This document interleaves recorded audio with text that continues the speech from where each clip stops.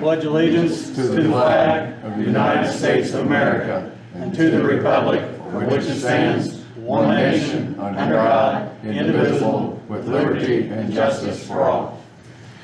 Alright. I'm going to do one thing before we start. If there's anybody here that's got anything besides that's not on the agenda and you want to bring it up, you can bring it up. If not, we can move it on to the next. So. I was just talking real quick, Mike. All right, go ahead. So I'm here representing the theater. Okay. If you're not unfamiliar, we can call it the Scott Theater, we can call it the Ross Theater, whatever term you like. It's one of the treasures in our community. I'm sure if you're from Scottsburg, you have probably at least one positive memory from over there. In recent years, it was previously ran by the Ross family and they closed it down due to COVID. We purchased it as a nonprofit and we put in an application when the ARP money was out there. And I understand that the ARP money has gone out to the general fund. But what we're seeking to see if out of the general fund, if we can get some money to try to get those seats redone in there. Those seats are still original from 1947, which means this year they're going on 75 years old. So you can kind of imagine kind of what they look like. But what we really feel like is when you talk about visitors and everything else in our community is that is the key aspect in our county, the last large theater we have. When you look at the math on it, we are the largest theater within 40 miles for a seated venue. And we really need to get that auditorium up into a pristine point where we have a shining jewel in our community again. So all I'm asking is, we're trying to get together our 2023 budget and our 2023 schedule. If those seats were able to be funded by the county or anything else, it would take us down for 3 months. We just need to plan ahead. All I'm asking is that we kind of start thinking about what you're going to do with any of those funds, if you're going to do anything with those funds, and consider us as well. Okay. All right. You guys have any other questions? Just to say, it's not, ARP money has not been put in general fund. They're two different, It's on a budget line. it's on its own budget line. It's not like they're mixed together, so we're not, I think if you're asking for ARP money, that's one thing versus asking for money from general fund, which if you're not nonprofit might be eligible. But the ARP specifically, I mean, the commissioners can designate which types of funds they would like to use under the plan that they've adopted and whether or not that would qualify. And then it goes to county council to determine whether or not to appropriate those funds from that specific line item. So I would just suggest going to county council as well because they control the second step. Yeah, Whether or not any funds can be used. So just to be clear. Well, I appreciate that. Just to be clear, we're not picky where we get the money from, which fund. Well, just to clarify with that, the ARPA money, we had, I think, $4.6 million. We probably have $4.2 million of it left. We haven't spent anything outside of what's going on the roof of this building.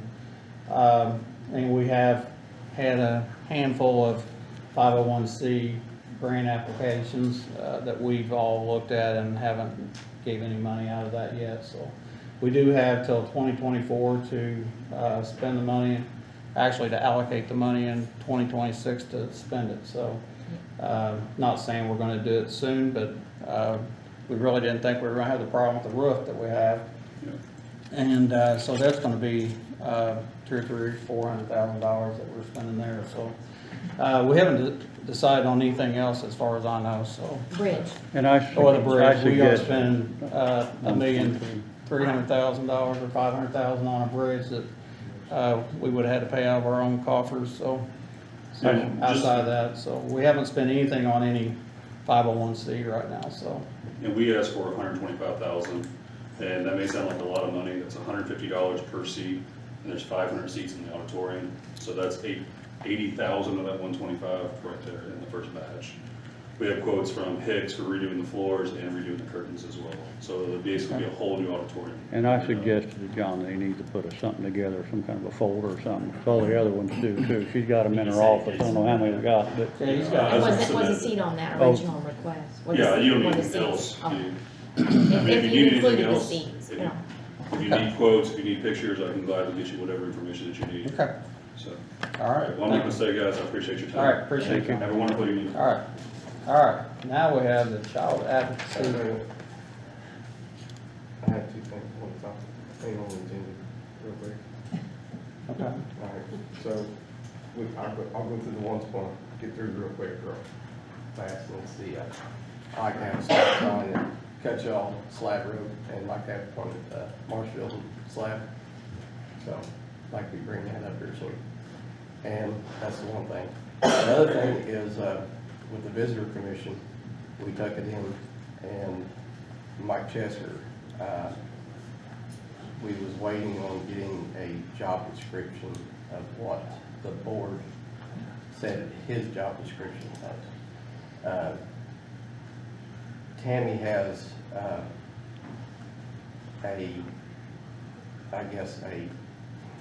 Sample and draft. A sample draft of how other, places are doing it. Actually, who was it? Our Wagner, Irwin, and Shealy Human Resources Consultant. I'd reached out to them back when this became a topic, maybe a year and a half, 2 years ago, when I didn't know which way things were gonna turn. And they provided me with a tourism,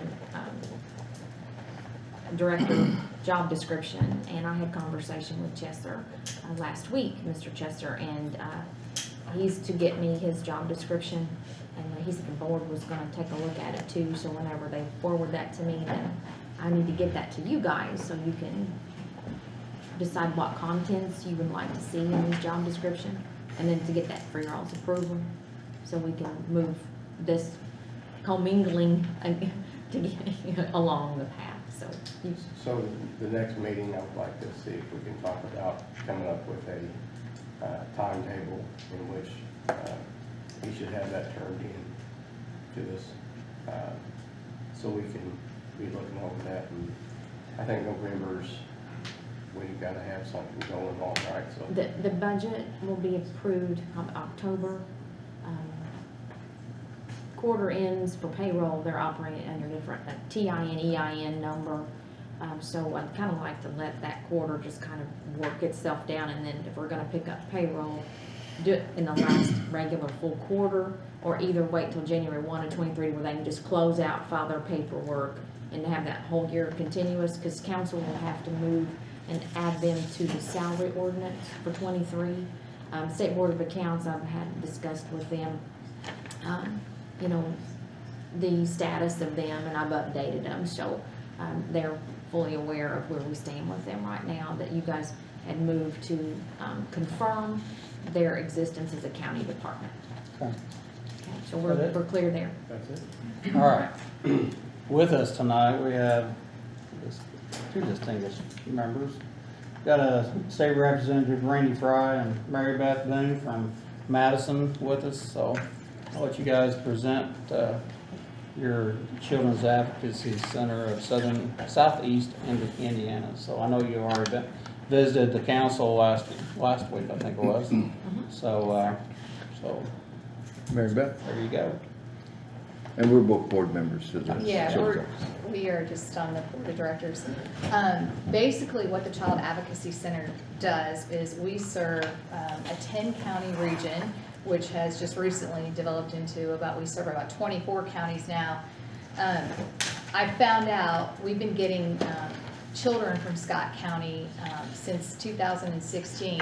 However, we have never really, we found that there's been a little bit of a lack of education that's been, you know, kind of going on with the council and the county commissioners, letting everybody know what the Child Advocacy Center does. We serve abused and neglected children.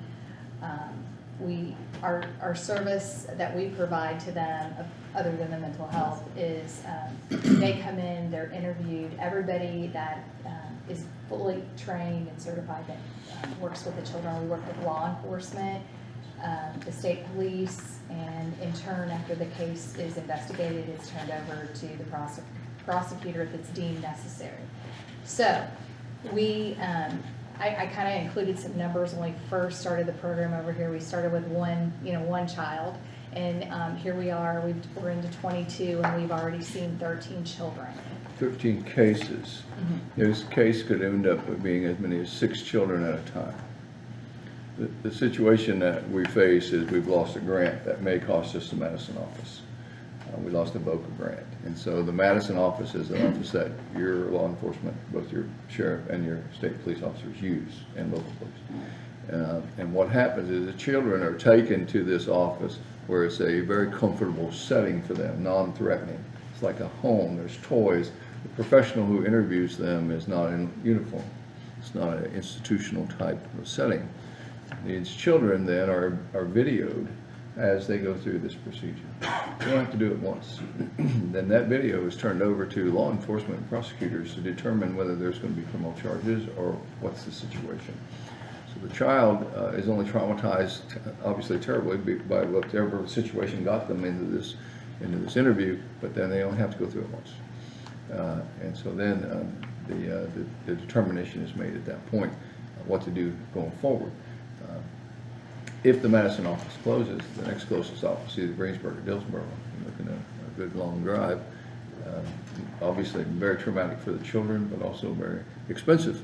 Everybody's buying gasoline these days. So we again lost a BOCA grant, which is going to really hurt us for Madison. I think the rent in Madison alone without staff is $14,500 a year. And so we believe, Mary Beth and I believe, that we can't afford to let that office close. Not only does Scott County have significant numbers, but Jefferson County has significant numbers, Switzerland County. And so the office serves the surrounding areas.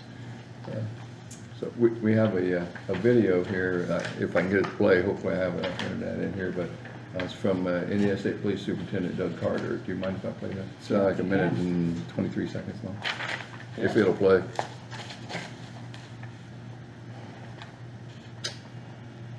And it isn't. We don't have very good internet. It has to be on the internet, and so, I don't know, Mary Beth, it's not Well, gonna play. basically, as you guys know, he's Sorry. superintendent of the state Yeah. police, and he's our biggest advocator. He's basically saying in the video, he's pleading for people for help because, you know, a part of our public safety platform is our children, and we are on the front line. We do see these kids. We're trying to go above and beyond, like State Rep Price said, them being traumatized. So we want to get it the first time around on the interview. We want to comfort them if they need medical attention, that's completed, and then mental health going further. We're trying to give them back some sort of normal life, if that's possible. It's very essential what we do. We've never had to come to Scott County before and ever ask for anything because we've tried to write grants and we've had to have this covered. So we wouldn't have to do that. We do go to the outlying companies where the centers are and we ask them, but this year it was a late notice. You didn't get the BOCA grant and your satellite office could close. So we had to go to some of our counties that do utilize us. And I want to say this, regardless of what happens in tonight's meeting or with funding, we will never turn a child away, ever. We are open 365 days a week, 24/7. So no matter what time of day, if there's an emergency, we're there because we want to serve the child. But we want to keep that office open. We want to work with our neighboring counties that we've never had to ask, to extend a hand and be a good neighbor with us. We feel like we could have a really good working relationship in both communities, and we will continue the ongoing education with the Sheriff's Department, the police, CPS, all of us work together, and the Indiana State Police.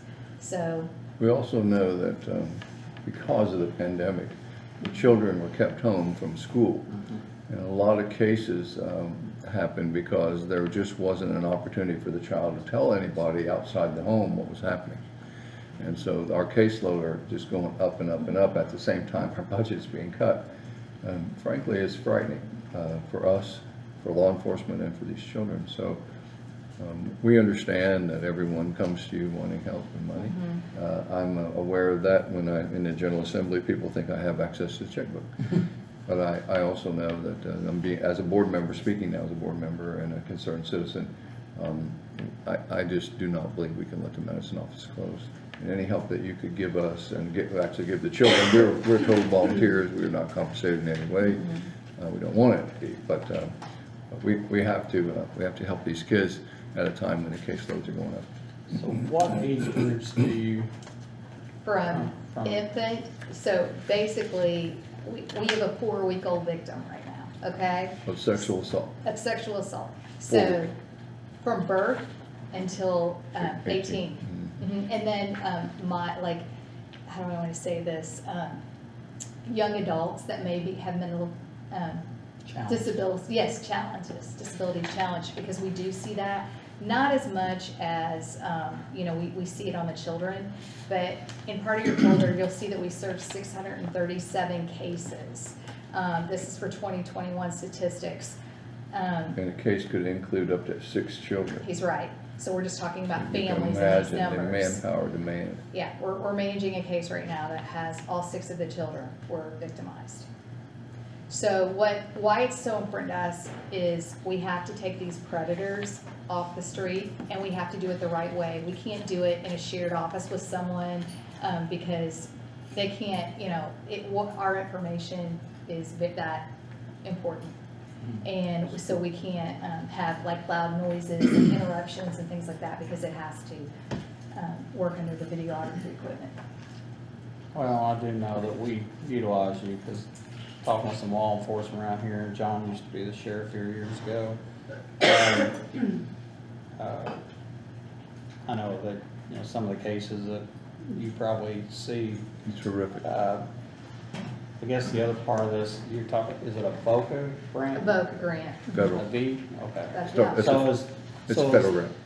So is there any, I wonder if there's any grants through River Hills that we could apply for that might possibly could help those situations as well? And also, I guess, I know you said you gave a number about your financial for the rent. I mean, what kind of financial assistance? Well, And I know you're gonna yeah. say any or whatever. Well, but I usually mean- just say we need a blessing, whatever. If you could, consideration for 22, if there was anything left over, because this is such a crisis situation. And then, to consider us for 2023. But we obviously have lots of needs. All of our employees come from Decatur County and Ohio County, and so they come down to Madison as it is, because we just simply can't maintain the cost of having, and you have to be specialized too, in this field to be able to work with these kids. So that's why we're here tonight, and they're working with the kids. But anyway, we need, Commissioner, I would, again, we are not gonna turn down anything. Yeah. 25,000 would help us tremendously. If you can't, depends on what you all have, but that would be a big help to us. We have to not only pay our rent, but we have to pay the people that come there. yeah. Well, I'm gonna say this, and I kind of feel a little embarrassed that we've been utilizing your services since at least 2016, and you've never came to us asking for anything, and we've used you. It looks like A lot. a total of 90 or 109 times, so there's 109 cases, I'm gonna say, because you're saying there could be multiple family members. Multiple children, yeah. So, and I'm sure that number is more than 109 cases, so, we're gonna probably have to, table it or something and have a conversation between ourselves and see what we would entertain, so. John, you got any questions, Randy? I'd love to find some way to help. I think what you're Thank you. doing, anytime we help the kids, young kids. And I have looked a little bit to see what funds are here. There's always funds here and funds there, and you figure out where to use them. You guys know that. I don't know what we have. I do know when I start talking about funds, somebody will say, well, don't forget this fund over here. You know where I'm at. So I would love to do it. I don't know what or when we're gonna be able to take a look at things, but if we can work it out. And I'm talking for me, but I think everybody here would wanna help. So we gotta see what we got Thank you. and see what we can do. When do you, are you under the gun here? Are you working on a timetable? As a matter of fact, our contract with the Madison office is ending in September. So we've already talked to them and negotiated our rent down from 21.5 to this 14.5 through the the clearinghouse. So, we're doing everything that we can to, to try and And bring in grants. fairness, we're talking to as many people who will let us We are. have an audience. We're trying. So, we have to do everything that we possibly can. I'm gonna ask our attorney here a question. Would that be anything that we could use the ARPA money on? I believe so, yeah, under the plan you guys adopted. And this is a 501c3. Yes.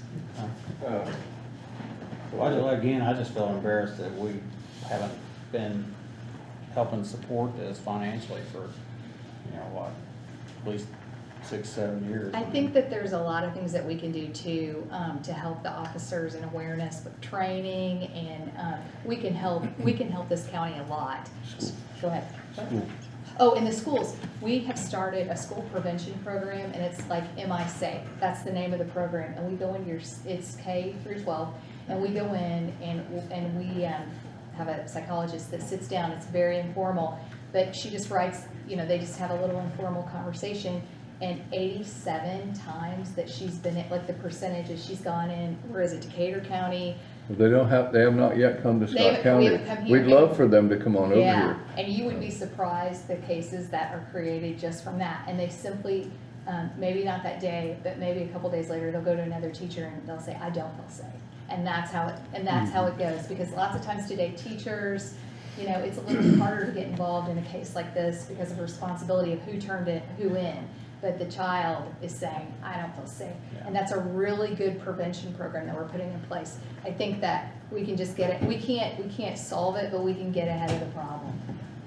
Well, but, yeah, you're right. It's educating young children that, in schools that know, hey, you can't touch somebody or do something, or maybe they don't know any better at that time. Right, it's become learned behavior for them, and then it's history repeated, so we're trying to get in early and help these kids. Well, I'd like to tell you, first off, God bless you for what you're doing.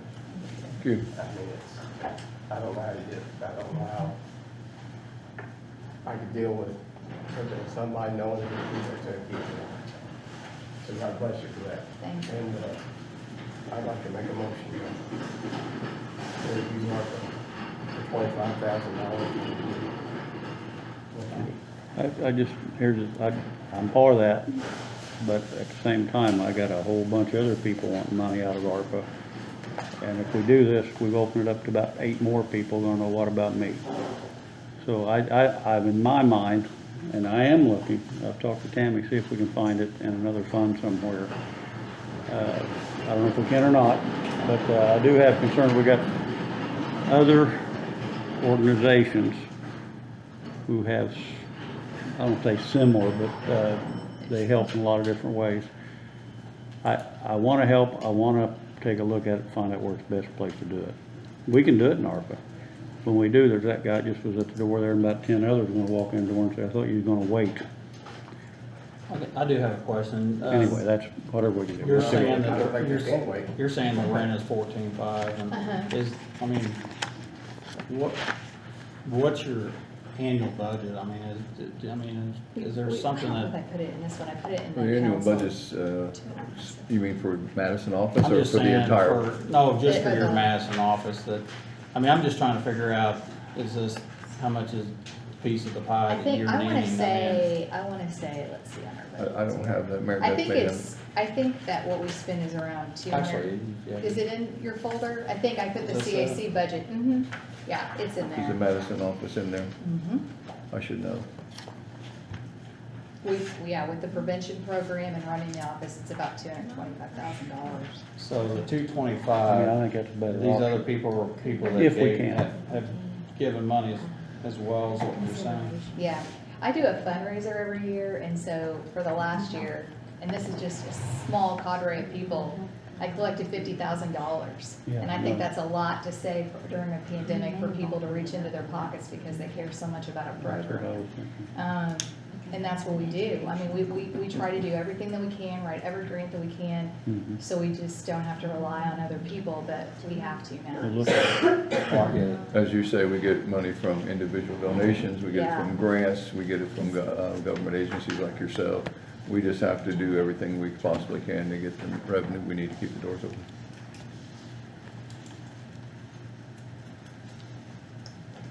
Do you want to talk about potential option? Yeah. And here's the option I'm looking at. I don't want to say it too loud, but that right there.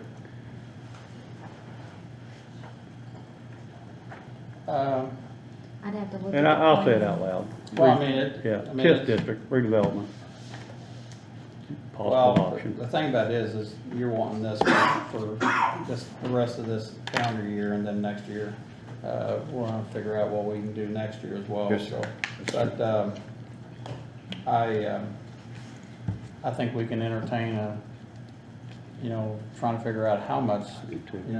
that, whether it comes out of TIF, whether it comes out of, ARPA money or whatever else, but I guess, what's your? And I like the ARPA thing, I'm concerned that once we do that, then everybody else is gonna walk in and say, wait a minute, you told us we were Well, gonna the do this thing again. about, the thing about If it we can is, take it out of another fund, that's fine with me, I don't care, but I wanna give them the money, I'd like to The only bring thing I that to a can vote, because see with redevelopment, that it would be out of county.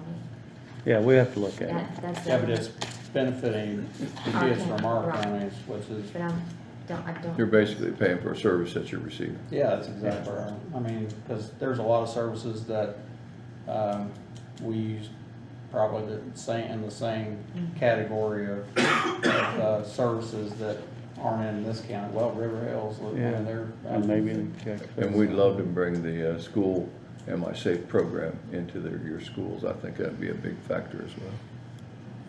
I mean, if you guys are interested in that, we can put a big concentration on starting in this area first with that prevention program. We've already tried it up there, we see how effective it is. It's working. We have our results, yeah, and I mean, Well, I know since we put in the school resource officers there, I know one particular incident where a child walked up to the police officer and told him that, it was at an elementary school, that, something was going on, so I know it works, and having people that aren't always the teacher, that they can walk up to and say something to,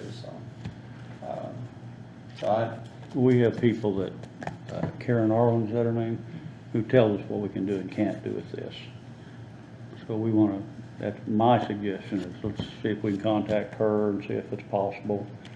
And we can, if so, we can, Yeah, that's what you guys- look at it. You're in. We may not have it by September, I'll tell you that much, but well, what happens if you don't have it by September? We have to find a way to pay that rent. yeah. If we don't have it, you know what happens when you can't pay your rent. I'm gonna continue with the, why don't we do this? Why don't we make a motion, for whatever amount, and to come out of either one yeah, of the funds, and that way we can determine which fund it's gonna come out of once they meet, and they can say, yes, we Yeah. can, or if not, it can come out of ARPA, or could we? that way we've secured it. and if we do the ARPA, then we gotta go to the council with it too. And, Right.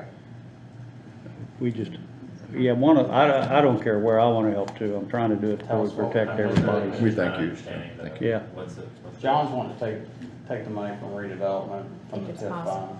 How would redevelopment move the money to an outside county? Well, that's what we wanna talk to Karen Arlen about. We're already helping, That's my children to the biggest concern refuge. with redevelopment. Yeah, but It's- Refuges. We want the refuge is local, right? Yeah. yeah, well, and maybe we can't. We just see this as an option, we might be able to help. That's why we're gonna talk to our, The What's it? educational component would be in keeping with our TIF plan, Sure. but not maybe an out-of-county agency. yeah, But if there was, I know we have a contract in place with the refuge for their Mhm. educational component, that we support that development mhm, for that, for the betterment of the community. And I don't know if there's a way, again, that we could, there may not you be. guys would agree to provide certain services that Scott County, you provide that, and you're gonna come to the schools and that component, and then in exchange, the Well, redevelopment would, That's- yeah, we'll get When do you too think far you down want the that? rabbit hole. Well, Yeah. we have an issue of September, our contract expires September of 22. So And- September 1st? Yeah, Okay, so, There's no, We uh, couldn't I think make it's it Well, happen September anyway. 30th. is it September? September Yeah, 30th. it's Well, at we the end, have- it's at the We end. have a We go meeting through on the September. 7th. When's the council meet again? if they don't delay it because of budget, like trying to find days, it would be the second Tuesday in September. 13th. The 13th. So we meet on the 7th, they meet on the 13th. But in order to advertise for the appropriation for the 13th, when do you have to do that by?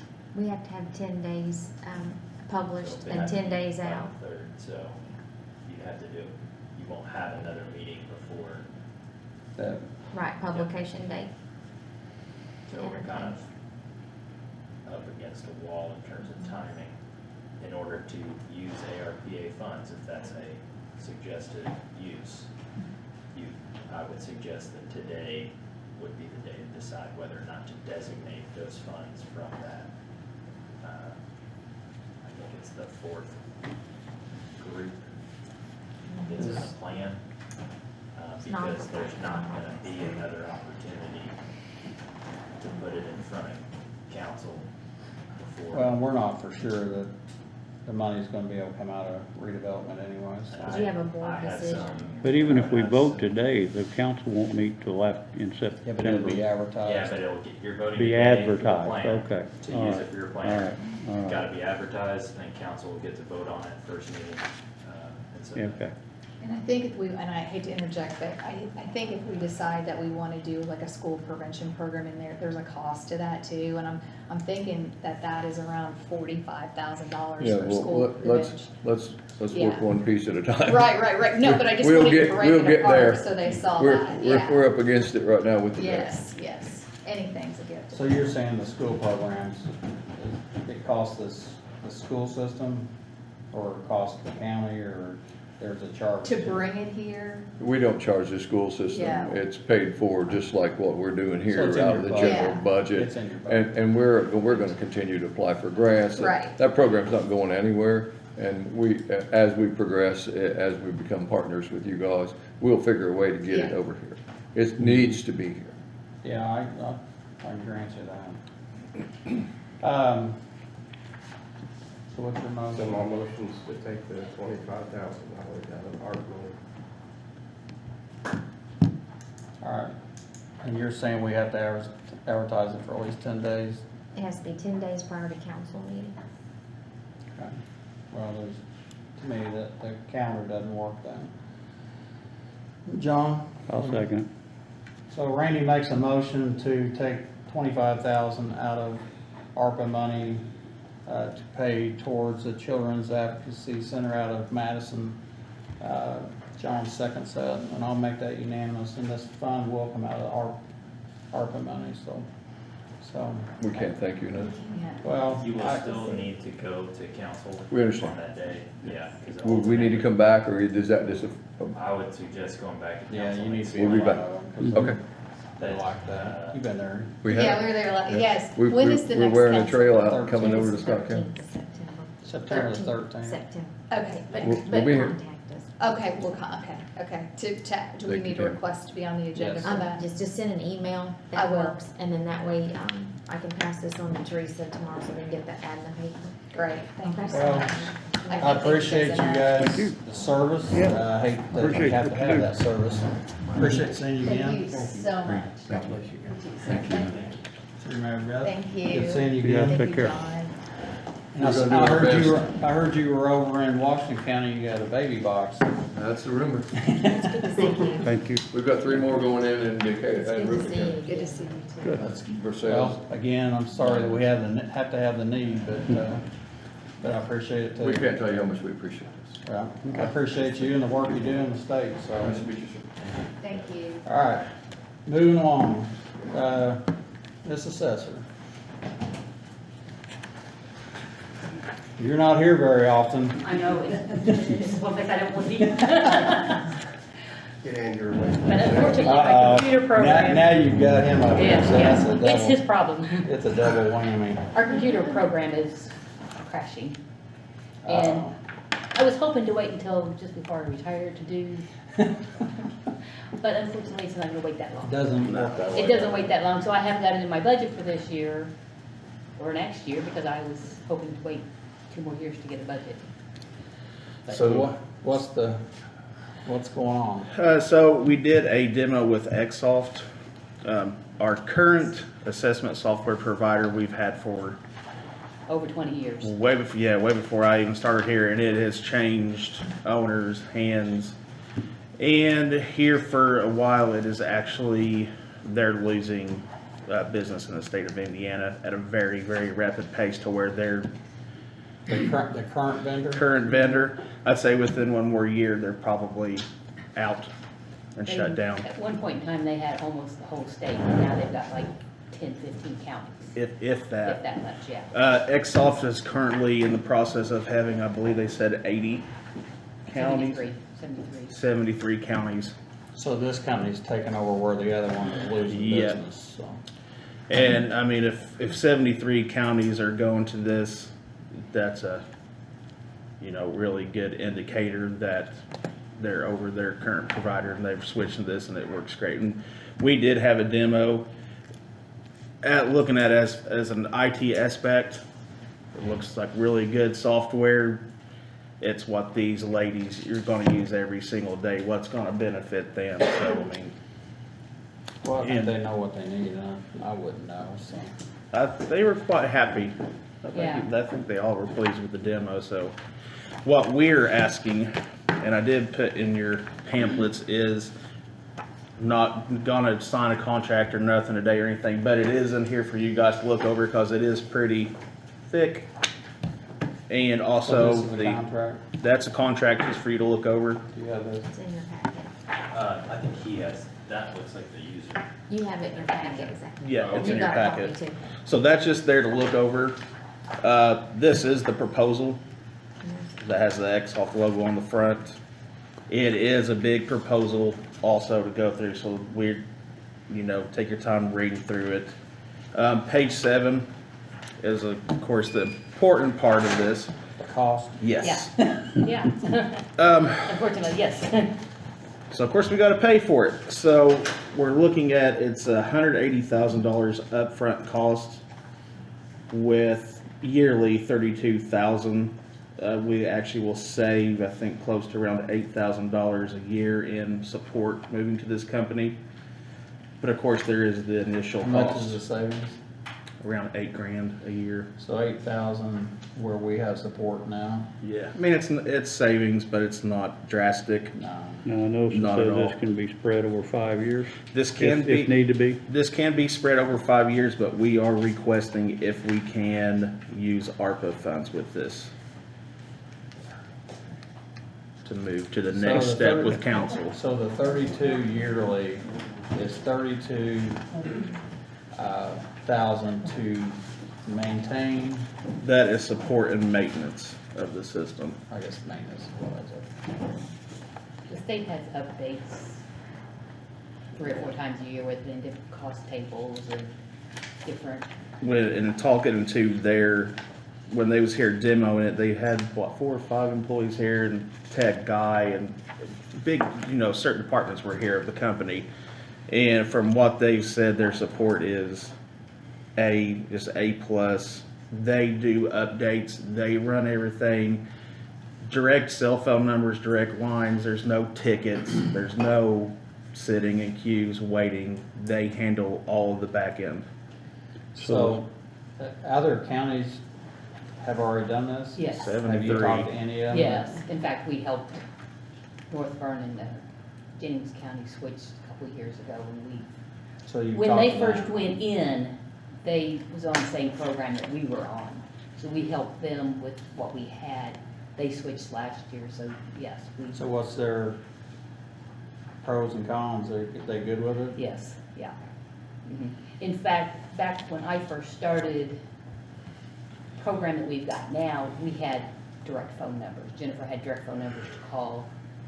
That person's now with this with the Exsoft. They've actually switched. So employees have left. Employees have left to join this other company. Yes. Oh, They I just mean, got so big and went to so many different areas and different states. Exsoft is in Indiana is the only place it is. And I don't, like I said, I don't understand. This is your field. Make me sure what I'm doing here. What does this system do for you? This does all of our assessment, like when you come in to get your property record card, that's what this would be, was your property record card, where we put in drawing of your house, everything, all of the assessment And information. everything you're doing now. Every bit of You got an old information. system now, or you're not doing it by hand, you're doing it by, Right, we're doing the system now, yes. and it's just wearing out, and it's not updated and all that kind of stuff. It's updated and it's working, but like today, I was in the middle of something and all of a sudden it just quit.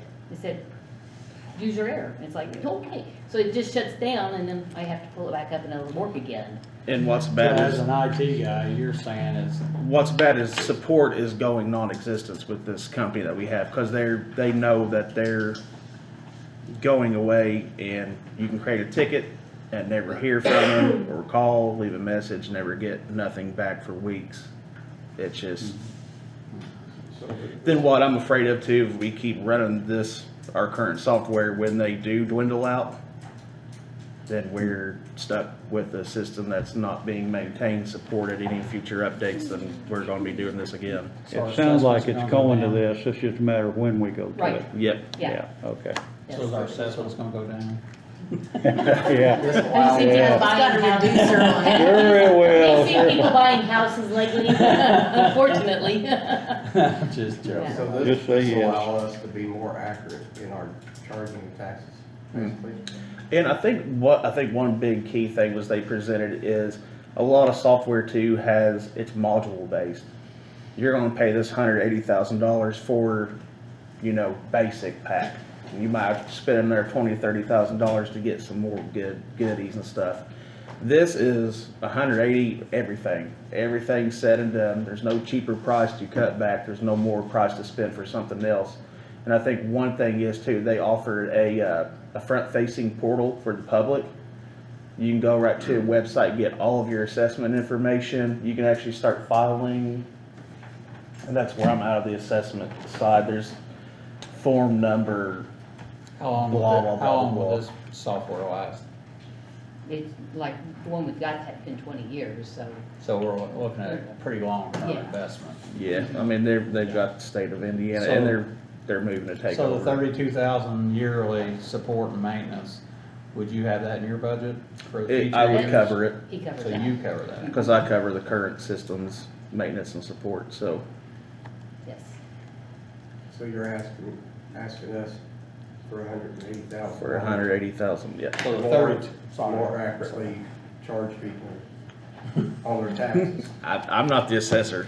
So, Now, this is the assessment, not taxes. Yeah. so I have to pay $180 for the privilege to get cussed at, right? Well, actually, we're pretty good on our assessment right now. We only had 20 appeals, so that's wonderful. I'm teasing. But So yes. you're saying the 180 is what you're coming for, the 32 you're gonna have in your budget, and Yep, you that's- already have that in there for her, It's already or said. some Yeah. other stuff. Yeah, we're just requesting if we can move this with ARPA monies and take it to the next step with your approval. You know, if you can do 2 years, then I can figure it into my budget to do the other 3. When you say 2 years, what do you mean by that? They give us a 5-year payment plan. Yeah, So if you could do the first 2 years, because like I said, I don't have it in this year's budget, and I don't have it in next year's budget, because we've already done budgets. I well, can but do I the mean, other 3. is that 180,000 for 2 years? You No, the lost me. 180 divided by 5 years is That 30. exceeds $250,000 though, right? So we divide that 180. No, it's and pay 180. the By five. 180 for Okay. 2 years No. and 32. Whatever Less. that would That's be. the She's talking about a payment plan. If you do a payment plan of 180, that's 36,000 a year. Mhm. I don't have 36,000 in my budget this year or next year extra. And it's a So- 5-year installment plan, interest free also. Yeah, Okay. it's just. And there's also no, and I did ask him about that, I was like, is there any kind of deal paying up front? He said, no, it's 180 or broke down to 5 years interest free. Looks like 36,000 a year, is that right? So if you could do at least 2 years, then I can do, 72,000. So 2 years, you can have it, well, it'd actually be reduced by 72,000, so it'd be Right. almost half of that. it'd still be so $36,000 a year, that you'd have to but I be could do able for to the last budget. 3 years of it. Okay, I would figure it into my budget to do it that way. so you'd be happy if we gave 72,000 for 2 years? Yes. I'm Miss willing for that. Diane, does this do real and personal and mobiles? This does real. It And can. And it does sales disclosures, so eventually I think we will do sales disclosures, but not right now. Okay. But that's not anything extra, it's all in the same program.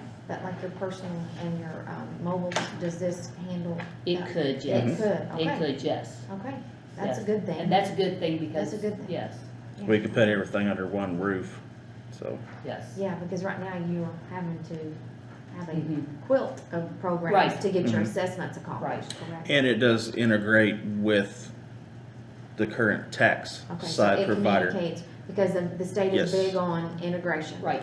He And said they it- will test us, obviously. Yep. Yes. He said it does integrate with our current, and it does integrate with the other tax vendors that's out there and very competitive Mm-hmm. right now. So they say integrations work just smooth. And even though their particular vendor, for this version, or division of what I use on tax, is still separate from what I use on tax, so, yes, it will not change, Right. it won't change the tax side. Yep, you won't see any Which is an change. even bigger cost And expense you to know, when change we over. reapprove Yeah. council. Yeah, Yes. I'm Yeah, okay with it. they do offer a tax side, which we kind of briefly talked about, but that's for another day, so. I'm willing, whatever.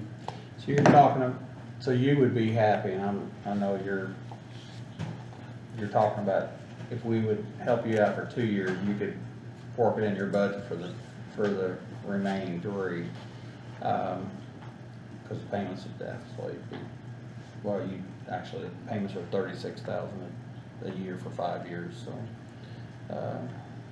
I mean, I'm good with that, I'm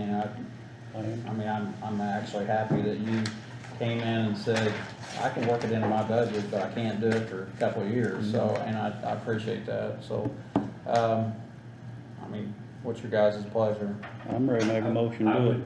suggest waiting, to have the Okay, attorneys that we've retained to review, like, some of these contracts, look at whether or not we have to do any, I don't, Well, this is just the first step. We still have to go to council too, and for them to say, yeah. Yeah. Then we've got to come back to you for the contracts. So if we could, because I'm ready to move on this, Right, and the yeah. office is. So if that gives you, the next council meeting's till 13th. of next month, We have a meeting before. then we've got to go back But to you guys you gotta to sign advertise contracts. again. So that would give you guys enough time to say, hey, you know what, hold up, something doesn't look right in this contract, we need to adjust that. Would that be They okay? said it was a standard It's a standard state contract. contract. The kicker here is that if we wait till September, if we wait till September the 7th, the council's meeting's on the 13th, we would fall into the same conversation we had earlier with the other group, that we would have to wait for 10 days. So the council's meeting in October would be, what, the 11th? That's the second Tuesday? Second Tuesday. I So get that it, it's a standard state contract, I guess my concern is just you're asking for what is effectively like federal dollar. I just wanna make sure that, if you're just asking for us Okay, I to see sign what a you're saying. contract Yeah, with using understand. general fund money, we have an attorney. Was there that is- another county that used ARPA funds for that, they said? I can't I remember. think think there's, so, I think yes, there's a yes. provision that allows it, but, we've received like some updated guidance on how to do these things, especially for larger contracts.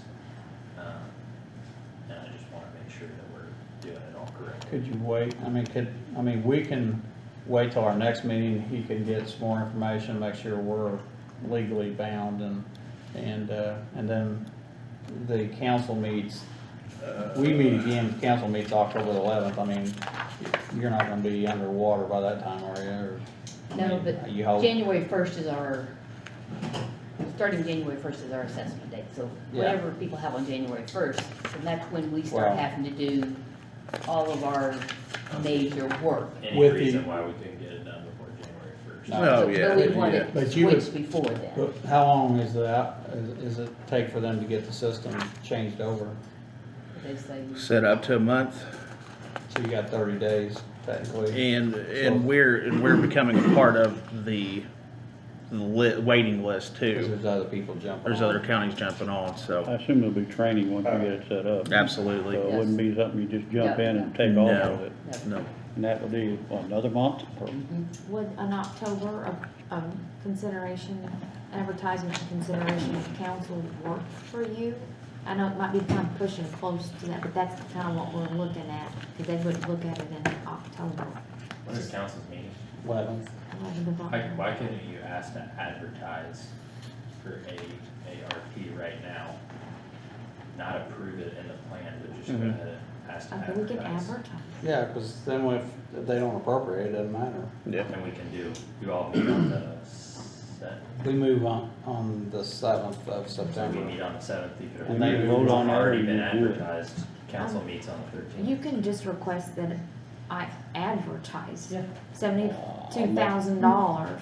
What's your question? Then we can move to the council I have a next question and, about that. Yeah. You said, let's see, you're making payments 36 a year. So do you need all 72 this year? Can you just do 36 this year and then make sure we look at the, I'm giving you the No, that's- 36? that, We may not have it next year. That's the assessor doing that. She said Yeah. she can take on the Including my budget. 36 after 2 years. He's paying the 32 out of his budget that he normally does anyway. But you're needing- but I thought the 72 was for the 36. this First year, 2 That's for years. 2 next years. year. That's correct. That's for. so we needed, well, I guess you Motion would. to- I'm sorry. You go ahead. That's what I'm Motion to- asking, can we break that 72 up into 2 payments, or does it have to be all 72 at once? I guess if you would put it into a fund that can lapse over to the next year where we could utilize that, that's doable also. Well, but I don't think that fixes anything because she can't fund it next year and we'd have to come back and take ARPA money out again to do the same thing we could do now and not have to come back for 2 years. And then in 3 years, she's gonna have in her budget, she's not gonna come back for more money. Well, the reason I was asking that is because maybe we can pull 36 out of something else next year if we make some cuts I don't know about that. instead of the ARPA money, that's what Oh, I I was see thinking. that. I mean, I see what you're saying, but. So you're talking about a 2-year commitment, like do the Doing- first doing the 2-year 36, but then commitment. the second If all installment, where else- does it come from? Yeah, I'm all for advertising. Because Yeah, let's, if we can make some cuts and come up with another 36, we wouldn't have to take it out of ARPA, that's what I was thinking. Because I think if you move, you would want to say contingent upon it meeting the federal spending criteria and council approval. So you can direct me then to advertise 72,000 or 36, or whatever your board approves for ARPA expenditures at the next council meeting. Well, and council meets after our next meeting, Yes. right? I'm That's just correct. concerned about getting it advertised. yeah, they, They will meet again to be able to say, Yeah, yes, we September. adopt this as part of our plan. in September, we That gives meet on the council- 7th, they meet on the 13th, so they'll be able to. Would that give you enough time for your Yes. next commissioners meeting for you to say, hey, Yeah. something doesn't look good or it's good to go? Yeah, Okay. So, and, yeah. what's your poison? so. So we need a request. We her need to, do we that. need a motion to let Tammy advertise for, the 72,000,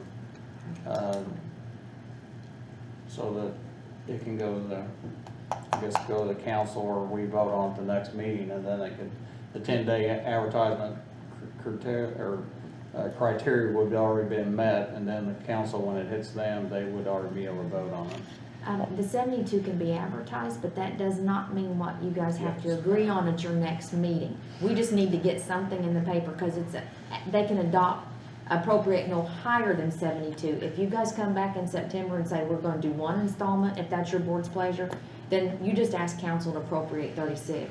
Does that make sense? So you guys still got a couple weeks to think on it, but I can at least get a not to exceed amount out there. How's that? So I'll entertain that motion. I will make that motion to advertise for $72,000. John makes a motion to advertise for $72,000 come out of the ARPA money to pay for the X-Soft Incorporated software for the assessor's office. Randy? I was thinking that. Randy seconds that, and I'll make that unanimous. So. Thank you. But again, I want to thank you for, saying, hey, just pay some of it and I'll get it taken care of the rest of the way, so. Thanks for kind of come up with a game plan. Yeah, I just think you don't I come, would have tried anything if I didn't have to come here, guys. well, you don't come in Not that I often. don't like you, Actually, it's but, been you know. 2 years since I've seen this. Yeah, you don't come in often, so we know you're trying to do your I best. think 4 or 5 times the whole time I've been here, so yeah. at the Yeah, most. we appreciate that. so. Well, Thank you, guys. All right, Thank you. Thank you. You too. Health Department. I'll email you. Thank you. Well, unlike everybody else, I do not want ARPA money tonight. Oh, good, good. We're gonna run out of it one of these days. We're already winning, right? That's unusual. First 3, bam, bam, bam. Right. I'll start off with some general info stuff. We're doing another back to school clinic on the September 1st.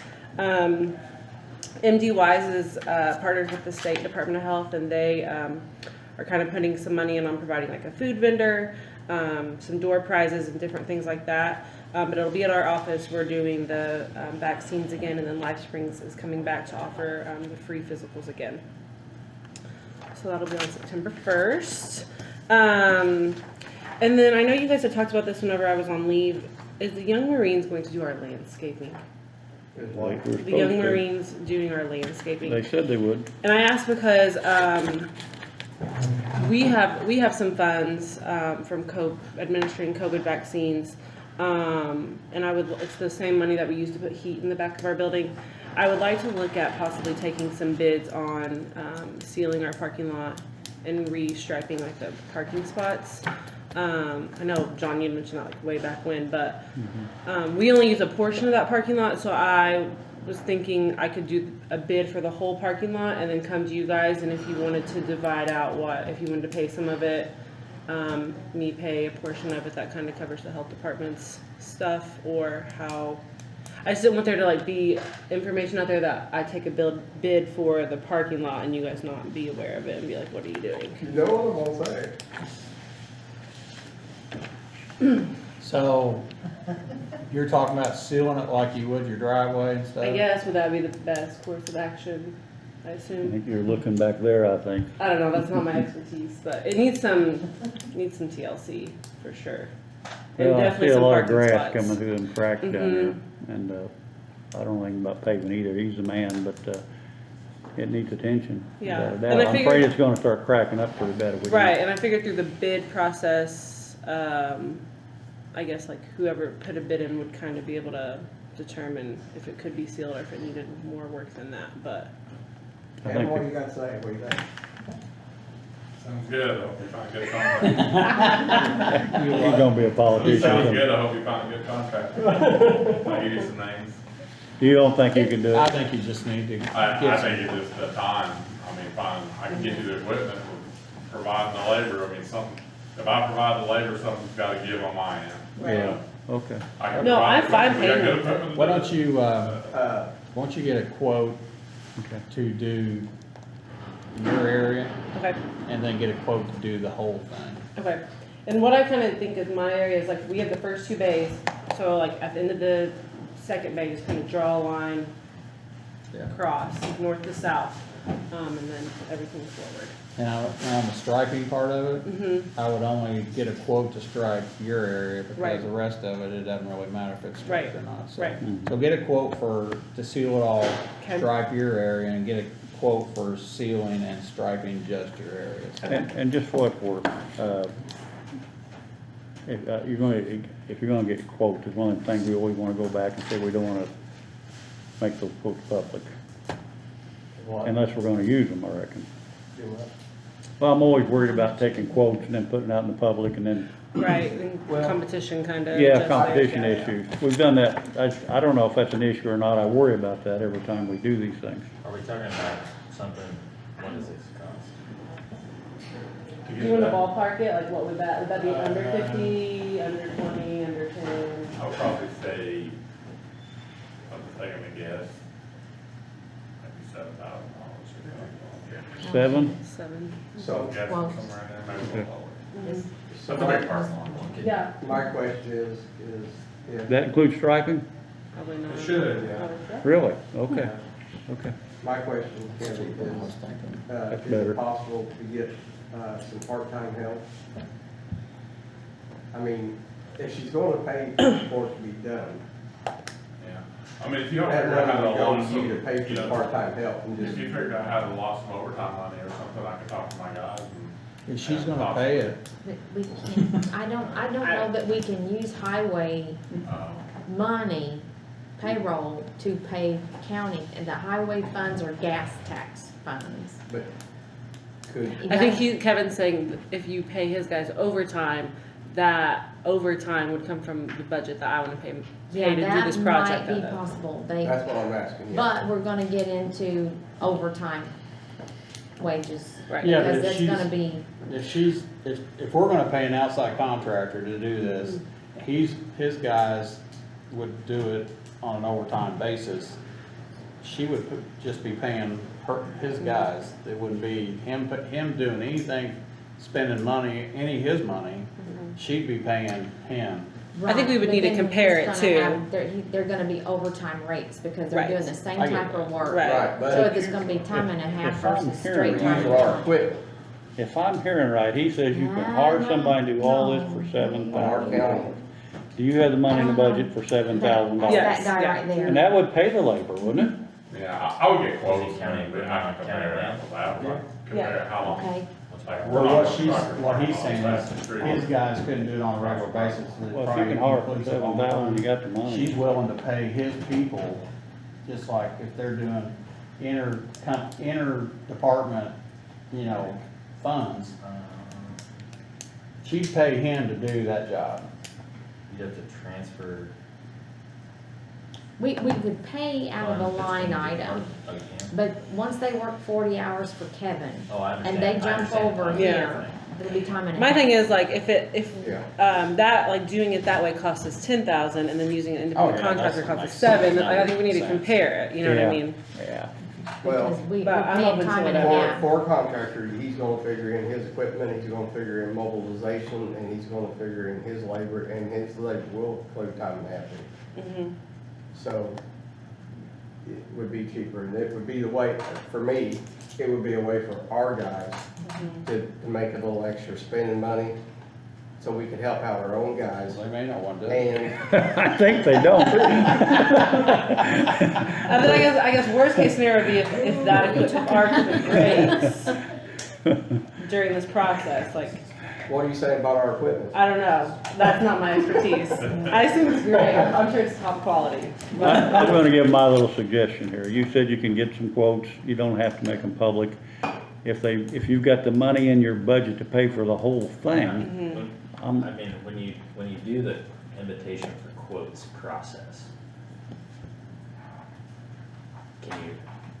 are you asking to do that? Cause there's a, don't make it public. I don't think want what it John's public, saying, yeah. opening them in a public meeting, so they need to be sealed and we, Yeah, but the invitation for quotes, like you have to That's say public, when yes. they're going to be. I'm actually Right. asking for quotes for your own personal benefit, so you can see what it's gonna cost, and see if you've got money in the budget. oh, I'm not, That's I'm, an estimate. That's an estimate. Okay, an estimate, sorry, wrong word. No, I mean, but it's, Yeah, a quote is okay. sealed, and Yeah. an estimate is just. Let's do an a estimate. ballpark. See what it's gonna cost and see if you've got the money to pay for it. And Yeah, Kevin, I'm gonna ask you this. I don't know. Just as I mean, a yeah, back and forth, can you put together something, how long it take you and a money figure on your end, so that, just like Michelle said, you may be charging us 10 and we can get it for 7, so, It's a good possibility, yeah. so. Well, Especially after he figures out what the other bid's gonna be, he figures out the estimate, yeah. It costs you 20. okay, I just didn't want there to like be a bid out and you guys be like, what are you doing with our parking lot? Or quote. I'd get an estimate. Okay. We're below. And I get agree with it, that. get it right. Yeah, and if you guys have any, names of people, Get it from obviously to reach three out different to people. talk to about. Local if you can. Yes, no, That's all I would absolutely. say. My neighbors out there, but I don't care, yeah, estimate, I'm gonna back it up, and say, get an estimate, like you Okay. said, get Yeah. proper three wording, estimates. Okay, and then we do that. can, and then get one from Kevin. Then one for Kevin, okay. Thank you. All right. 20,000, I can have that one already. And then the, 35. I want to, can't do it. the Young Marines landscaping, what's your direction on that, like? Have Should I you talked to contact- them, or they said? I have they could? not, cause I I wasn't a thought part they of were those waiting for conversations. the bushes yet. Nothing's been done, they have marked it, Okay. And it's mine- been so long since they've marked it that the markings are starting to go away, but there's And no, mine, there's no flags, electrical lines, anything up there. yeah, there's nothing there you gotta worry about Right. power lines or any of that kind of Mhm. stuff. That's what I was told too. Yeah, Okay. so, I never talked to them about, are you asking, are they? I wasn't here for the. those conversations, so I don't really know what's going on. I was just told that Young Marines, they were talking about doing service projects, and then somebody had mentioned like doing our landscaping. That would Well, be So I me. just kinda need to That would be know. me, and they told me they would do it. Okay, so just, They you think said reach they out would pay to? for landscaping? They said they'd pull them bushes out. Yeah, Okay. yeah. Mm. Yeah, part of obviously, the we would have to project. buy the supplies, but Okay, that's I just what don't, I don't know was what what the I don't know. idea They- was. They told me they could do it. asking. I would say they, without talking to them, no. but- Okay, so I just need to call the guy, Yeah, basically. But I I would think say so. that they Okay. would be happy to do the landscaping, Uh-huh. to make them pay for the landscaping would be. No. I just, yeah. Well, my understanding was they just want to take it out, and then want you just basically throw some more rock down and whatnot. That'd be about it. Do you want more than that? I mean, I don't know what I want, but it's Okay. great. I just don't wanna, The first step to me is get them bushes out. yeah, Is that correct? for sure. And they said they would do that, so then we can look at anything For else sure, from and I think there. we've talked about like just taking out all the grass, so we don't have to worry about that. Yeah. Mowing piece of it. I don't, Okay, I'll just contact the Young Marines guy. You have his contact information that I could call here this week and get. I do. You good do? idea. Okay, I will send it to you. thank you. I might have one. yeah, that's all they said they would do, not necessarily Okay. landscaping. What else you got? Right, okay, just the thing on the agenda is, I have a vacancy on my health board. Lincoln Taylor has resigned. So, per Indiana code, I have 5 lists of names for you, one of them including a physician. I kind of rank them in like most interested, so, Dina Broadus, who's a registered nurse, she's the school nurse actually for School District 1, is really interested, in the position.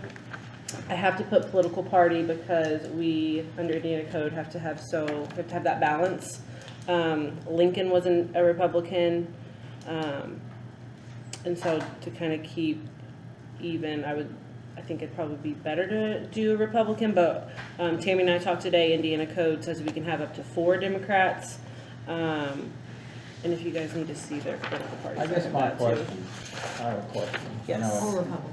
This is the difference between, Or independent, I this guess. is a difference between, an appointment and you telling us who you're gonna put on the board.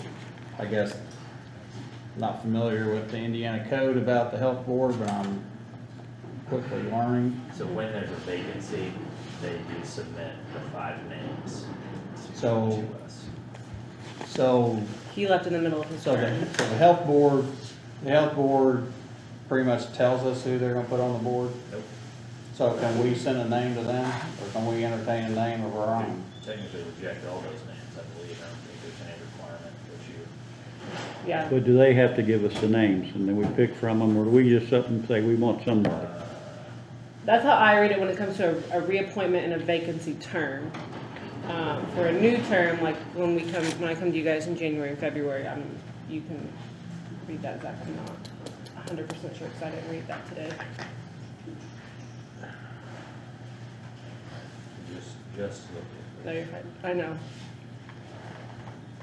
Well, that's the question I have, is that, you know,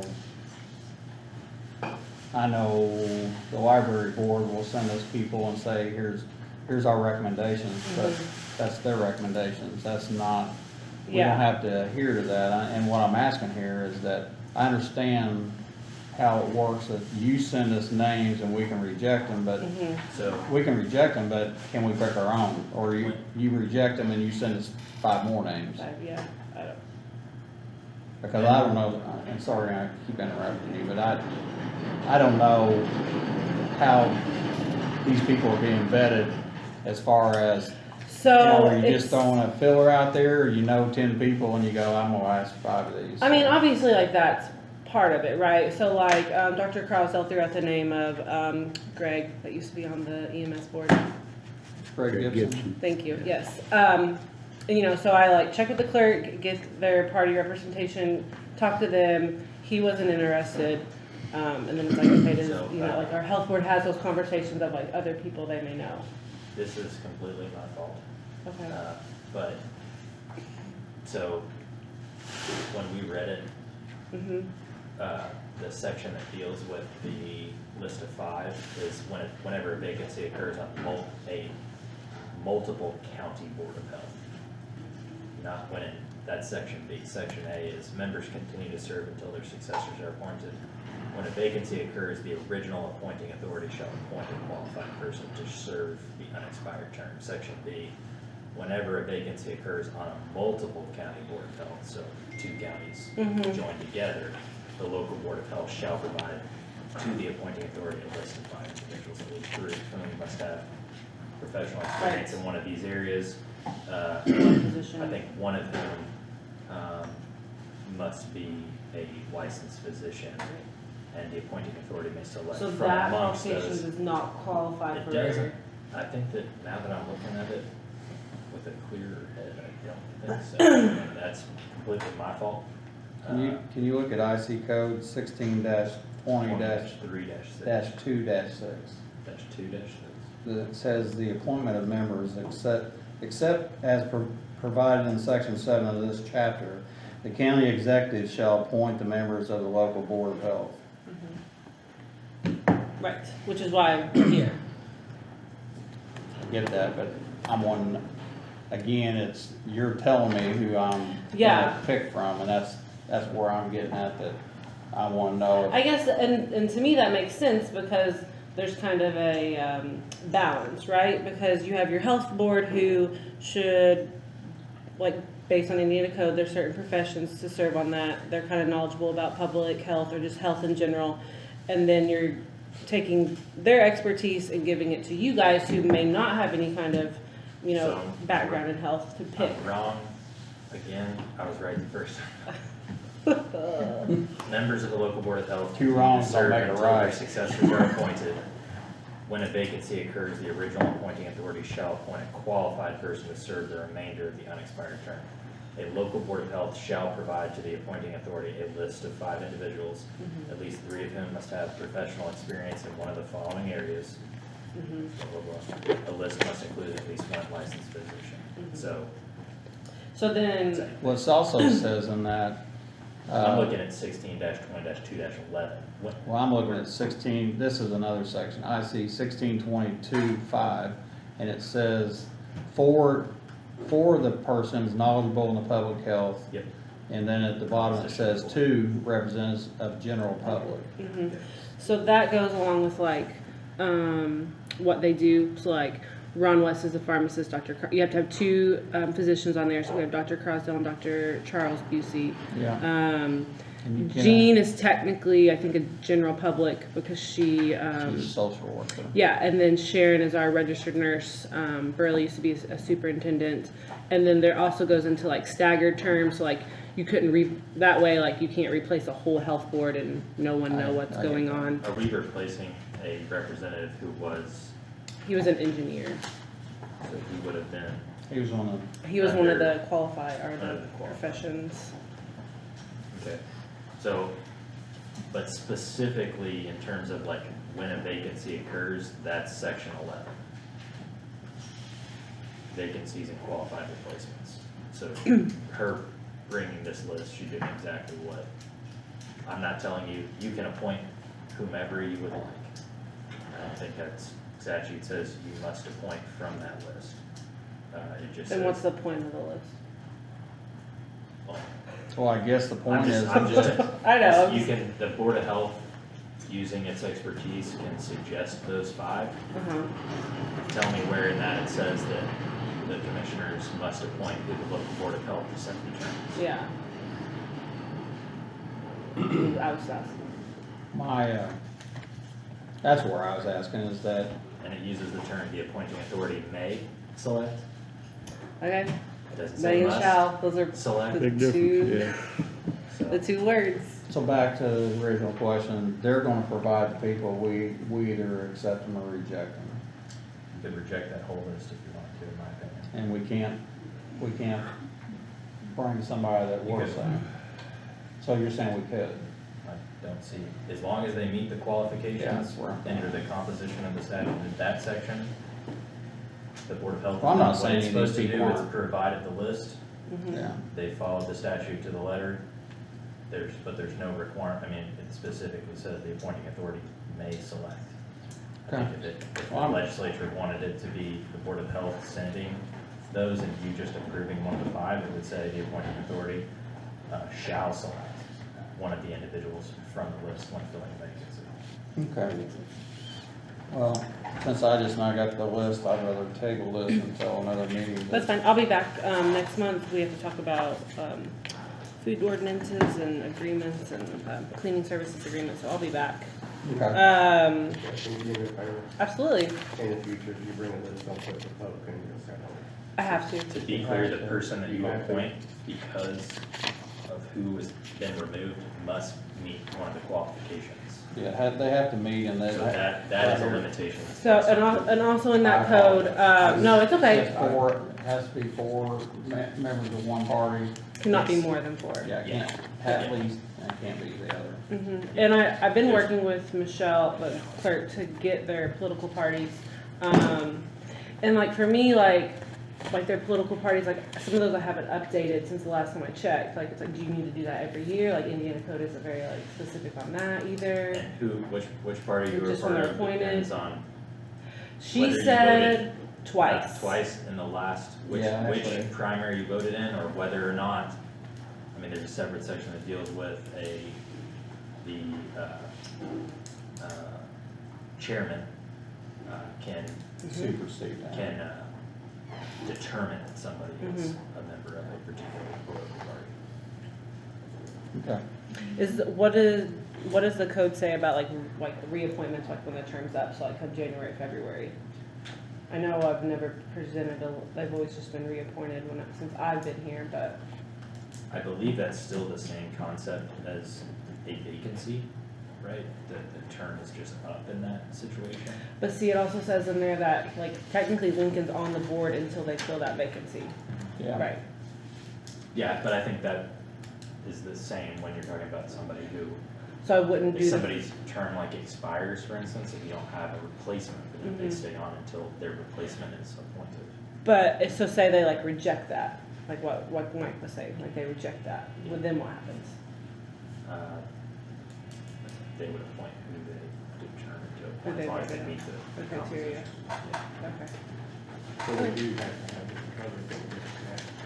That's a requirement, Yeah. you must meet that. And it's a requirement that I have to have so many from certain Yeah, from certain professions. And professions. so many, I knew like, that, but yeah, and so I- many physicians The and, political party. Most, They have two most, positions. yes, minimum of 2. I'll many, give you many, this. if not all, Give me that there, Randy, please. boards similar to the Board of Health have some type of composition requirement involving balance of political Yeah, parties. and they have to live in Scott County. Like that, there were some other names from like the hospital, but they ended up not living in Scott County, so. Okay, that Okay. was it. Thank Thank you. you. Okay, Thank you. yep. EMS. Wake up.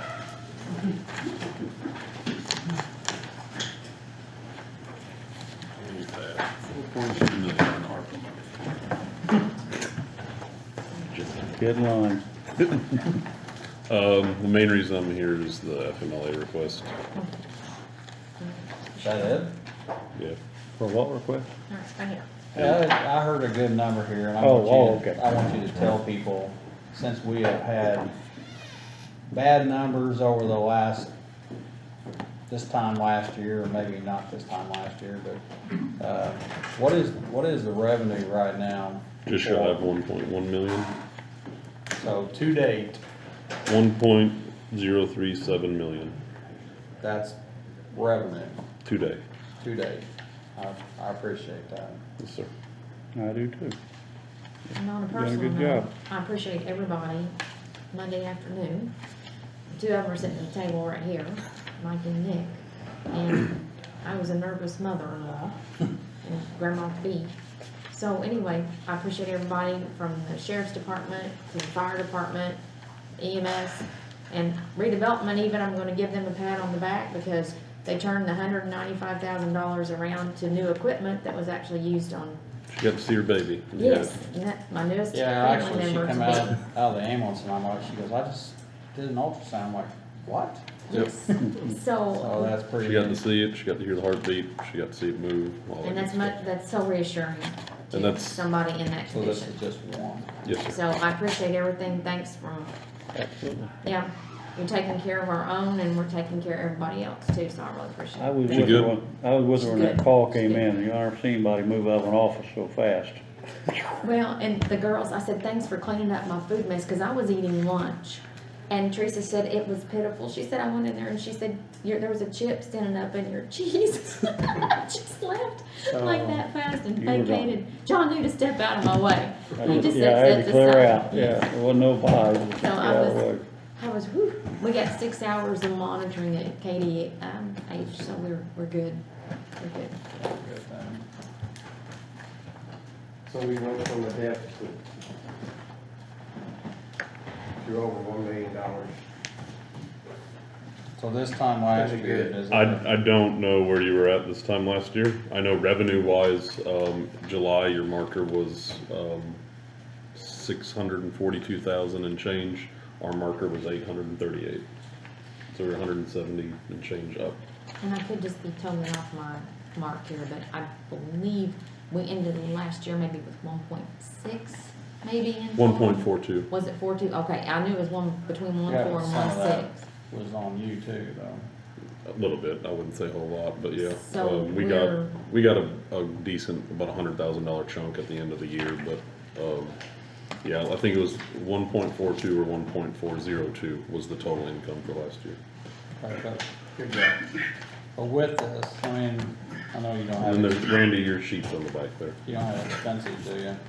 Expenses, when I looked the other day, when our revenue was 948,000, our revenue was 729, or our expenses were 729. So there was a Okay, 200. So we're in the positive. Our cash ledger is up, when we looked, I think 212,000. Okay, all right. I knew that the other day because I heard from somewhere else. And I just wanted to thank you for turning that around. Yes, sir. And I implore you to, when you go in front of the budget with the council, to let them know as well where your numbers are so that they'll be a little bit more friendlier to you. I don't know they much care, but I'll let them know. Maybe. So anyway, go ahead. Yep, that's it, just FMLA request and then our run volume. Our run volume, we're still averaging, we actually increased a little bit, so we're only down about 12% now, run volume.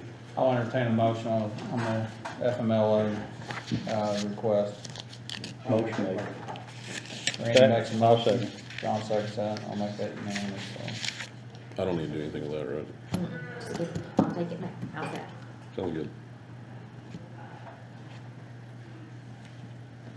That is 17.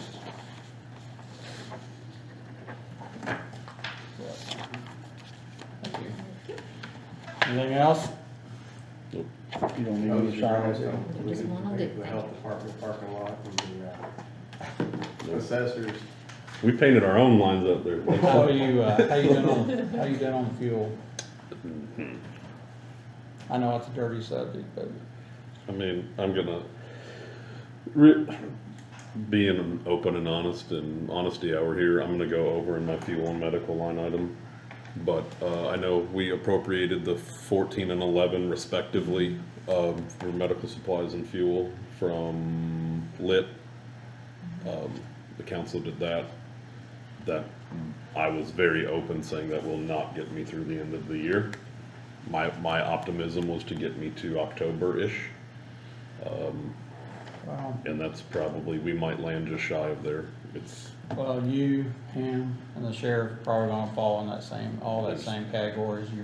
Your fuel has doubled since. And that's, you know, what I was looking at when we had our budget was fuel has doubled, so that means we should have ran out in July. Just like by July 1st, we should have ran out, simple math. You double it, you get half the time. And we made it through July, so I mean, we're not spending excessively. Like, we've limited their travel as much as I can. I can't let them not eat, but they're not doing frivolous trips. But the unfortunate part of it is for us to go on runs, we have to get from point A to point B. So, I get that.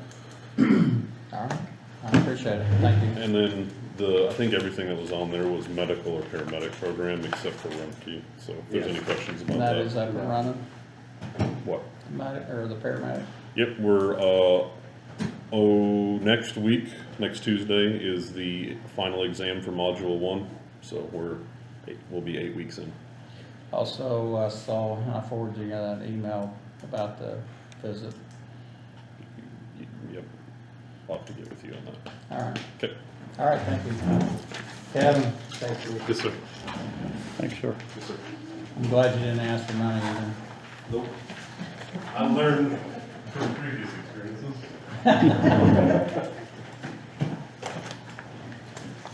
Kevin, I just got a couple quick things. Bogart's Road, so we're hauling slate material into there now. Even when I didn't know, so it was kind of held up on that, but we're good to go. I saw the tracks out there on 3, so I knew they were coming out of there. Coming out now. Anyway, that's a good thing. I printed you guys off this, and this is just a little clarification, because I think it was a little muddy for everybody. This is the HWC contract, the signed contract, that we currently, is gonna come up for contract in November. So, there was a list, I kind of shrunk it down, there's a list down there of all the signs that HWC went through, and that they're gonna put out for bid for a contractor. This is the state. Yeah, well, this is the HWC contract that we signed. Okay. The sign inventory that we keep hearing is kind of confusing. Those back pages show you actually what they're gonna bid. And that top page is the actual area of phase 2. It's kind of an outline on where it's gonna be. So that ought to clarify it a little bit if you're curious on what our actual money's gonna go to. And as you see, there's a lot of signs in there. Yeah, I see that. So forth. And I think Raymond Jones asked me about it because he was a little confused about it. And it was a fair question. I thought, well, I need to just kind of clear kind of that contract stick. So I took it down to the bare basics. And there it is. That's what we're getting. So the other part, since we're talking about signs, I saw where the signs were put up for the semi-traffic, which is something we're gonna do here in just a second anyway, so I appreciate you getting those up. I did see they were on both sides of the road at County Line and radio towers, so. Yeah, we got one of those. I was asked a question, and I think we're okay on this, but I was asked a question, I think it made a little bit of sense. County Line Road East, is that all our road, or do we split that with Clark? The question being is, We maintenance it. yeah, that's, I want to be So it's sure. ours. Yeah. Yeah. Same thing happened on Fairgrounds Road, east and west. East is ours. The city has part of it, but we've always, and this is where it came back when they closed, the railroad closed it. The city tried to not have it open back up, but we maintained it, so it fell back to us. And that's when we pushed to have it open back up. So we service it, as you say. But the center line technically is down the center road, so, and I think that happens on We Lake did the Road work in the- as well. Lake Road and what? Blow is That shared. little We area I share told Boo you with about the where city of there's Austin. a culvert or something replaced there. on Somebody went the- down and put something in it. On the other side, yeah. So, But that's pretty much all I got. Signage, I think we talked about that last meeting. I had a little bit of surprise where we had changed around some federal regulatory signs on bridges. That I didn't honestly realize we had to have done by a date. yeah, Yeah, Mike asked me. We didn't, so anyway, Actually, we scrambled, we made it, we'll be finished tomorrow. if it wasn't for another commissioner telling me, hey, did you get your bridge things put up? And I'm like, Yeah. your what? He goes, you need to have a sign with new weight limits on all your bridges by a certain date. Yeah, so we have 8 bridges that qualify for that, USI sent us. I'll be honest with you, I'm not sure what qualifies them, but they sent the bridges that qualify for it. I don't know the structure or what it is. But anyway, we got them in, so. I did have a question since it was, I guess it's a Facebook question, since I saw it on Facebook. These detours, and I'm not talking about the 31 detour right now, but any detour that we're putting the possibility that there could be a semi on a side county road.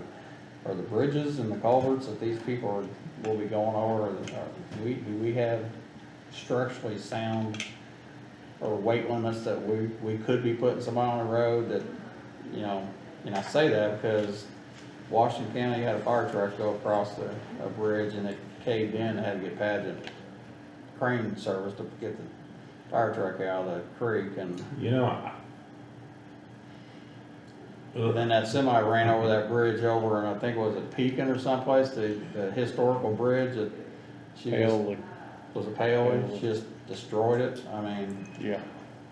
let me, that's a good Yeah, I'm question. Let me look at curious. the detours and which bridges that are on them, that's on them, and, I mean, we may be putting people on something that we can't, yeah. we don't have the weight limit. I mean, And we're doing this because we're having so much more traffic, but this is gonna expire, and I suppose they could still be on there at some point. Well, sure, I mean, you know, we have semis that go across all our bridges, that's not even close to rated at That might be your question. Yeah, it's something I'll push back and I'll see which ones are on it. You know, we don't have any, you know, ones that are real bad shape or anything that going across, but, Okay. Well, I just, that's. I'll check to see. That's one of those out of sight, out of mind type of It is. questions that you never really think about it, but, And what was it designed for to be able to begin with? well, some of these Right. are, yeah. So, Which we have in Some question. information, so, well, um, I'll look it up. did you, the bid on the mowing, was Kevin, He was the best, well, I know that, but I mean, Yeah, is he okay? I mean, been Yeah, notified that he's gonna do it next well, year? I took it to council, so they'll do I guess their so. bid in October, so, I mean, you know, they felt like it's probably a direction to look. I talked to Randy a little bit today, and, you know, he was talking about the concerns of doing a third mowing. And like I told Randy, I was like, it's just something you'll have to tell me what you wanna put your money and your efforts in, cause that's what it will boil down to. If we want a third mowing, I'm totally fine with that, we'll have to look at equipment.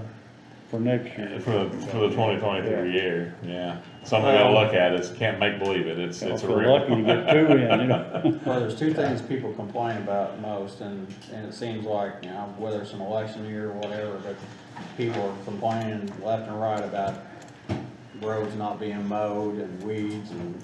Yeah, so you know, we've mowed it, if you compare it to last summer when I started there, we mowed it two times this year. So you've seen kind of what it gets to in 2 mowings. So last year, what we was paving, you know, we hired 2 summer help guys, who've done a good job, and they ran them over every single day. Every single day, they ran the mowers, and that's what it takes if you wanna keep it looking like a golf course. And if that's what we wanna do, I'm all about it, but I'll have to have the equipment, cause it's gone. Now, It's no longer if exists. Kevin mows twice, that won't keep us from getting out our mowers and working some if we're having some. areas No, we can't we'll keep up still with. have to jump, that won't fix That's all what I our was problems thinking, by yeah. any sort of means. We'll still have areas. It might be something we wanna look at and say, okay, if we wanna go and do 3 mowings, and we wanna do 1 in the middle, you know, I'm good with that. It's just stuff we gotta look at. Our John Deere will be done in a couple weeks, it's been in the shop for 8 months. It's a $10,000 fix. Then with the rental, you might as well say we done $20,000 in a piece of junk. But that's just something we gotta look at, we can't keep that pace up, Nope.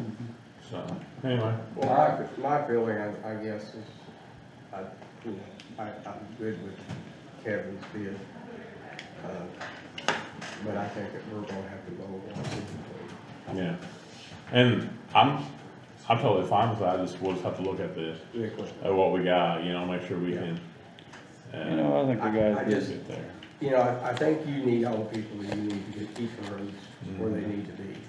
Yeah, And I think that mowing twice a year, Kevin's bid was down there to where it was a wash.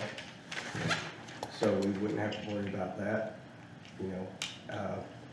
But the third, I think the grass mows, I think the grass grows too fast to just do it twice a year. But I think maybe we can reach a happy medium if Kevin mows it twice and we mow it once. To me, like your guys are doing pretty good under the circumstances, so constantly broke down. Yeah, Out there hitting- they are, and, the military tractor's been down, but John Collins helped us out and done some fab work and got us going, so. Well, now, it used to be used as a drag, it never was used as a mower until. It's a home built outfit, and it was done very well for what it was, but it served its purpose. Yeah. You know, that's all I can say, you know, they done a good job, but it served us to win us round, you know, Okay. so, All anyway. right. Thanks, sir. But I'll get numbers together and we'll keep looking at that, so, by next year. Appreciate it. Thanks, sir. All right, looks like we're to the amendment. Hey, just one second. I don't think we got a semi sign up at Double or Nothing yet, do we? Probably not double or nothing, no. You won't That was want- on our, that's on our amendment list, yeah, Is double or nothing on it? yeah. Well, hopefully- they're gonna be looking at adding a few more roads to Oh, that, okay. to that. Well, we can Pigeon get one Bridge on project. Okay. Are you getting ready to do that then? Yep. Yeah, you will. All right, this is going to be, I guess, the second reading of the amendment, It's under the first.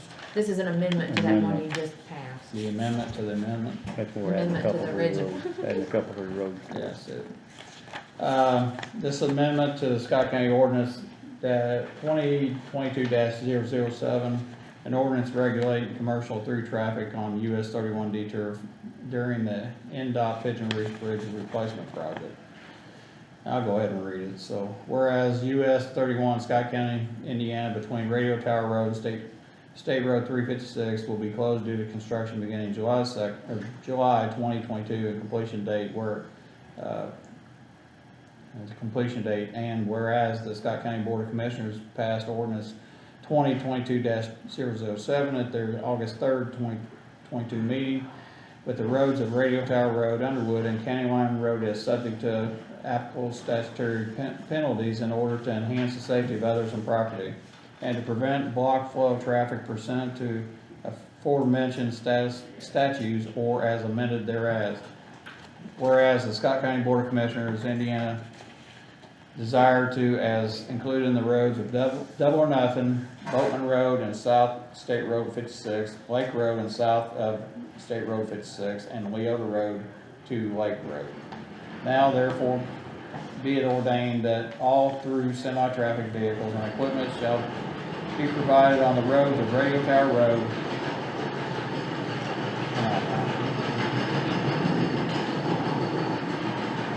all through semi-traffic vehicles and equipment shall be prohibited on the roads of Radio Tower, Underwood, County Line, Double or Nothing, Boatman Road south of 56, Lake Road south of State Road 56, and Leota Road to Lake Road. That the county highway garage personnel shall erect signs no through semi-traffic vehicles with plaques stating $1,000 fine on the roads of Radio Tower, County Line, Double or Nothing, Boatman Road south of State Road 56, Lake Road south of State Road 56, and the other roads of Lake Road. All repairs and damage to roadways will be recovered by the county highway department. Scott County, Indiana, by and through its Board of Commissioners shall operate and remain subject to Indiana Code 9-21-1-4 and respectfully request the assistance of the Indiana Department of Transportation with providing appropriate signs along US-31 to provide appropriate notice to drivers of through traffic commercial combination tractors or vehicles and or semi-tractors. That penalty of violation of said ordinance ranges from a Class C infraction to a Class B misdemeanor and $1,000 fine and court costs pursuant to Indiana Code 9-21-1-49 and Indiana Code 9-21-5-50 respectively and amend thereafter. Be it further ordained that this ordinance shall be in effect 30 days following publication and erection of signs. So, there's the ordinance. And I've been told that if we vote unanimously twice, that it will go into effect, or we'll pass it on the first reading. So, what's your pleasure? Well, my question is, yeah, I'm all for getting it passed, is the 30 days thing. Even though we pass it, I'm not sure it goes into effect immediately. I think we have a 30-day window, don't I we? publish it just at the next meeting and then it's a 30-day window, because your original ordinance that this amends will be effective, 30 days after August the 3rd, which So, September yeah. after published, which was the Yeah. 10th. It was So published on the 10th. what was the day, what is the official day that people will be written a ticket? Next Wednesday will be when I can get this in the paper, and it'll be 30 days from next Wednesday. So, next Wednesday is That's for the 24th. amendment on For it. the amendment. The other one will go in effect on the 10th of September. Actually, probably Okay, the 9th. I get what you're Yes. saying, but I guess my question there would be, and I know our attorney just stepped out, but, are we, this being this, an amendment to the amendment, No, it's just amendment to the original. I know, but so we can pass this on tonight all the way through, but the first amendment, or the first ordinance, I should say, Yes. first ordinance will be in effect prior to these other With just additional those roads. first 3 roads. Okay, all right, that's what I'm. And these additional roads will be 30 days from when I publish this one. Okay, And we gotta make sure the sheriff understands those days that are effective. Yeah. Officer Guarneri, I explained it to him Yeah, that I okay. advertised it on the 10th. Okay. So then they know when they can start Okay. citing people. so some roads in the main roads are going to be County Line East, County Line West, Radio Tower Road, Underwood Road, Underwood Road. will be in effect sooner than the Leota roads, the Boatman roads, Double or Nothing. Yes, Okay, okay, yes. okay.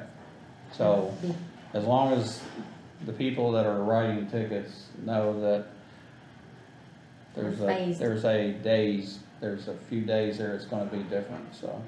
Yes. And the next question, I think, and this is for the sheriff, is where do they turn those tickets into? The way I understood, Zach said they would come to him, So they mail them to him? and then Or, he I would, didn't know if they could pick them up over here or not. That's I know he's- The we have to work that out. ticketing side of it and that part, Well, I apologize, I'm not. we talked about it, I mean, we talked about it before, and Zach interjected and said, any of those, because we were talking about speeding tickets and Mhm. stuff, and they said, well, where do you send the speeding ticket to? And they come to me, and then he would present them in front of the circuit court judge. So, I thought it went to the prosecutor. well, it might go one or the other, but eventually it's gonna go in front of a judge, so. But anyway, back to this ordinance, I mean, it sounds to me like there's an original ordinance which has already been advertised for. This is an amendment to that original, adding some additional roads, so I'll enter, if there's any discussion, No discussion. so, I just think sometimes it gets confusing for I- people. yeah. But So Randy makes a motion to, or I guess vote, and I guess the way he's not in here, but I think we have to vote yea or nay on this thing so we can pass it through. We have our paralegal down at the other end, I see her looking, she's probably gonna tell us how to do this by Murphy's Law. But, anyway, Randy makes a Yay. yeah. Randy makes a motion to accept the amendment to the Scott County Ordinance 2022-007. And this is also amends, some additional roads, so Randy makes a motion. John? second it. John seconds that, and I'll make that unanimous. So now, since we voted, I'll take I guess yea or nay vote, so Randy? I vote yay. Randy votes yea, John? Yay. John votes yea, and I'll vote yea as well, so we just make another motion? No, you're done. You had 2 unanimous votes, so you're Okay, done. all right, so our paralegal tells us we're done. So- So Getting you, our part done. Approved and waived. Take care. take care, bud. Second reading, it passed unanimous, right? Yes. You want one of these signed or 2, Tammy? I will give these to you at the end of the meeting, if you don't mind. Oh, so, I've got 2, I've got the original, cause Okay. yes, I'll, if you don't mind, we'll hang on and sign at the end of All the right. meeting. That'll work. These 2 are for signatures. all right, All right, this one will work. I'll keep this one. All right, the next thing on the agenda is the sale of vehicles for the sheriff's inventory auctions, so Tammy, can you explain that a little bit, because I'm kinda confused that, Back, on some of these county vehicles that would have had to have somebody, one of us sign off on the titles. in, I believe it was February or April, I'd have to go back and look.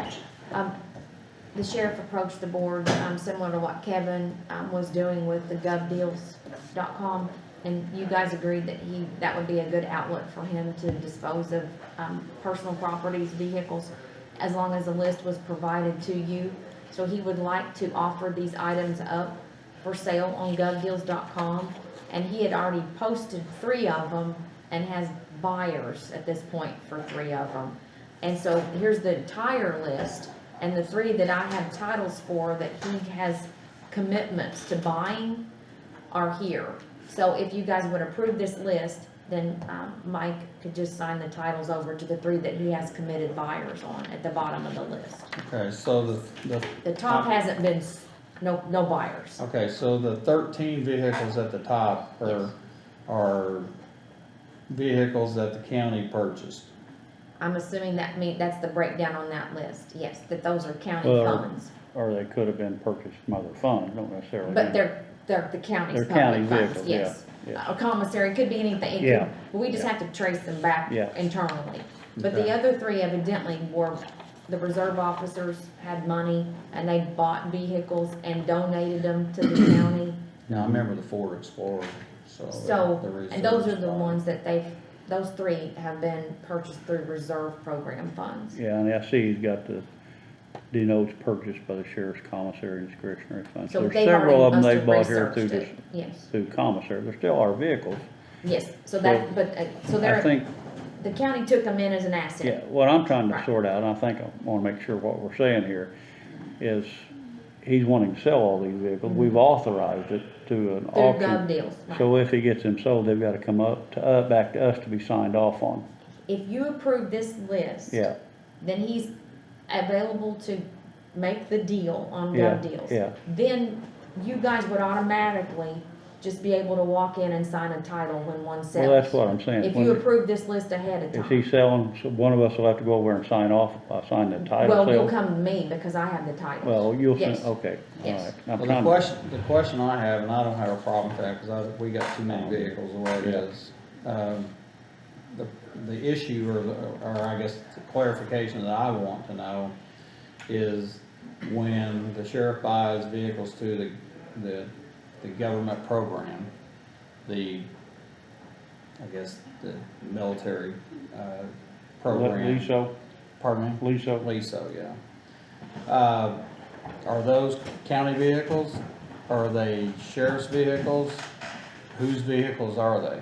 I honestly, I don't know about that program enough to And the question I have is, answer that. are they, because I know there's a pickup truck running around right now that was a government purchase through the program, but it has a plate on it, and we're paying insurance on it, but how are we paying insurance on something that's not titled to us as a county government? and you know, I can only say from my time over there, we bought military vehicles too, and I always just assumed they were counties. And I have heard over the last 8 years, when they purchased them, that they think and maybe they're right, they have some kind of a reasoning through LISO to think that they own them. Well, I said we're gonna have to get Zach to answer for us, I think. Because I'm just, when I ran the report, your report for the insurance, and then I found that there were multiple vehicles that were not on, that we were paying insurance on, but they weren't, you didn't have any idea where they came from. But I found out later, they were all through the government purchases, through the government, the military thing. But how is the ownership there? Because if they're, If I know the VIN numbers, I can look to see Oh, I if they got have the titles. I Because then I think he got obviously if I've got the well, titles. I've got them, I because. asked him that question. But I'm curious, because I've been told there's that tank thing that's running around is not insured. So if it's on the road, then it needs to have insurance on it, so. There he is. So, but my question is that if it's purchased, and the county can't go in there and purchase vehicles from the government. It's a sheriff, program. So my question again is, who is the owner of the vehicle? And is it titled to Scott County government, to Scott County Commissioners? Every vehicle is titled in the name of the board. But I don't think they are, that's the question. We gotta make sure And that they are. And I'm the not military program. making a big deal, I'm just saying, I think we need to know, how they're titled, how they're insured, because you didn't have them on your insurance list. See, I'd have to, I don't know how to answer that right now, cause I don't have the two lists in front of me. I have the list, so Okay. I'll send it to And you. show me what you're seeing as a. And I've got as a it, difference. I made a We spreadsheet. also have a vehicle purchasing ordinance. It's adopted. Well, prior. but again, these aren't purchased, these are through the military program that. Yeah, but the purchasing ordinance actually talks about any item that is required to be Okay, but registered. I again, think the question comes to me is, I know what our law says. Our law says we have those vehicles. Is there anything in the federal government law through the military that says they own those? And I mean, because there's an assumption, not just now, You think the but for federal several government years. Oh, yeah. tells counties that, Well, I don't know, but they're letting us have their Sure. vehicles, and I think in the past and now, they think they're their vehicles. If they have something like that, it'd be nice to know I about. just don't, and it's clarification for me, I'm not saying Okay. somebody's doing anything wrong. I'm just saying, because again, when I ran the insurance report to know how many vehicles each department had, there were a bunch of vehicles on there, and if I remember right, there's 7, 10, up to 10, maybe more, that Tammy didn't have on her list. And when I started running them, they were cars that are parked at John Jones down there that were bought through the government, and all those, I guess, were bought through the government, so, but she doesn't have a list of them, and But she we doesn't have the reconcile title with to the them. insurance company, so But we they're- reconcile ours with the insurance list. But they had insurance on them. So, but my So- list is balanced with the insurance list, so that's where I'm getting a little, yeah. These were not, because I had the insurance list from Buchanan's, and they were on that list, but they weren't on your list. And that's when I was questioning, where did these cars come from? And then the assumption was they came through the government purchasing, which I'll bring my, Show me I'll that, bring you because my I'm a Excel little sheet, confused, so. yeah. But, my only question is, I know through that program over the years, and John just said it, the sheriff always says they own the vehicles, Mhm. so, And I'm not saying this sheriff. I'm saying, Yes, I'm agreeing with you, it's Yeah, not yeah. this particular sheriff, Yeah. it's sheriffs in the past that said, I own the vehicles and I'm the one that can Yeah. get rid of them and If whatever, they- If so. that's true. And I don't care, I mean, the point of it is that if they're titled in our name and they're insured in our name, or if they're titled in somebody else's name, whether it's via the sheriff's department, how's the insurance getting on them if they're not titled to the commissioners, which everything else is? And So, that's, I think it's that's. just a clarification, that's Yeah. all. Yeah, we need to know that, I think, one way or the other. So, all right, I think what they're asking here is to give him, approval to sell these 13 cars, which I'm happy as heck to say that. And then approval to sign the title for the 3 vehicles that he's sold, through the auction already, so. I'm for it. So is that a motion? That's a motion, mate. So, Selling. the motion's made by John to sell 13, cars that look like, and I'm gonna just count them, 1, 2, 3, 4, 5, 6, 7, 8. 8 of these vehicles have either been paid from the commissary fund or discretionary fund from the sheriff's office. And 1, 2, 3, 4, 5 of them were probably purchased through his budget, so. And then the rest of the, I guess the, motion is to give approval to sign the title to a 2008 Ford Explorer, a 2010 Ford Explorer, and a 2010 Explorer, so that have already been sold through a gov.deal, or govdeals.com, sorry. Randy? So my question is, why are we collecting these vehicles? Where we what? Collecting them? We're selling them, I don't know what you mean collecting. But we Well, have too many, Why did that's we what. acquire them to sell them? I think they've just been used by the department. I think Yeah. these are just, I think there were two that were like donated at some point, for use by reserve officers.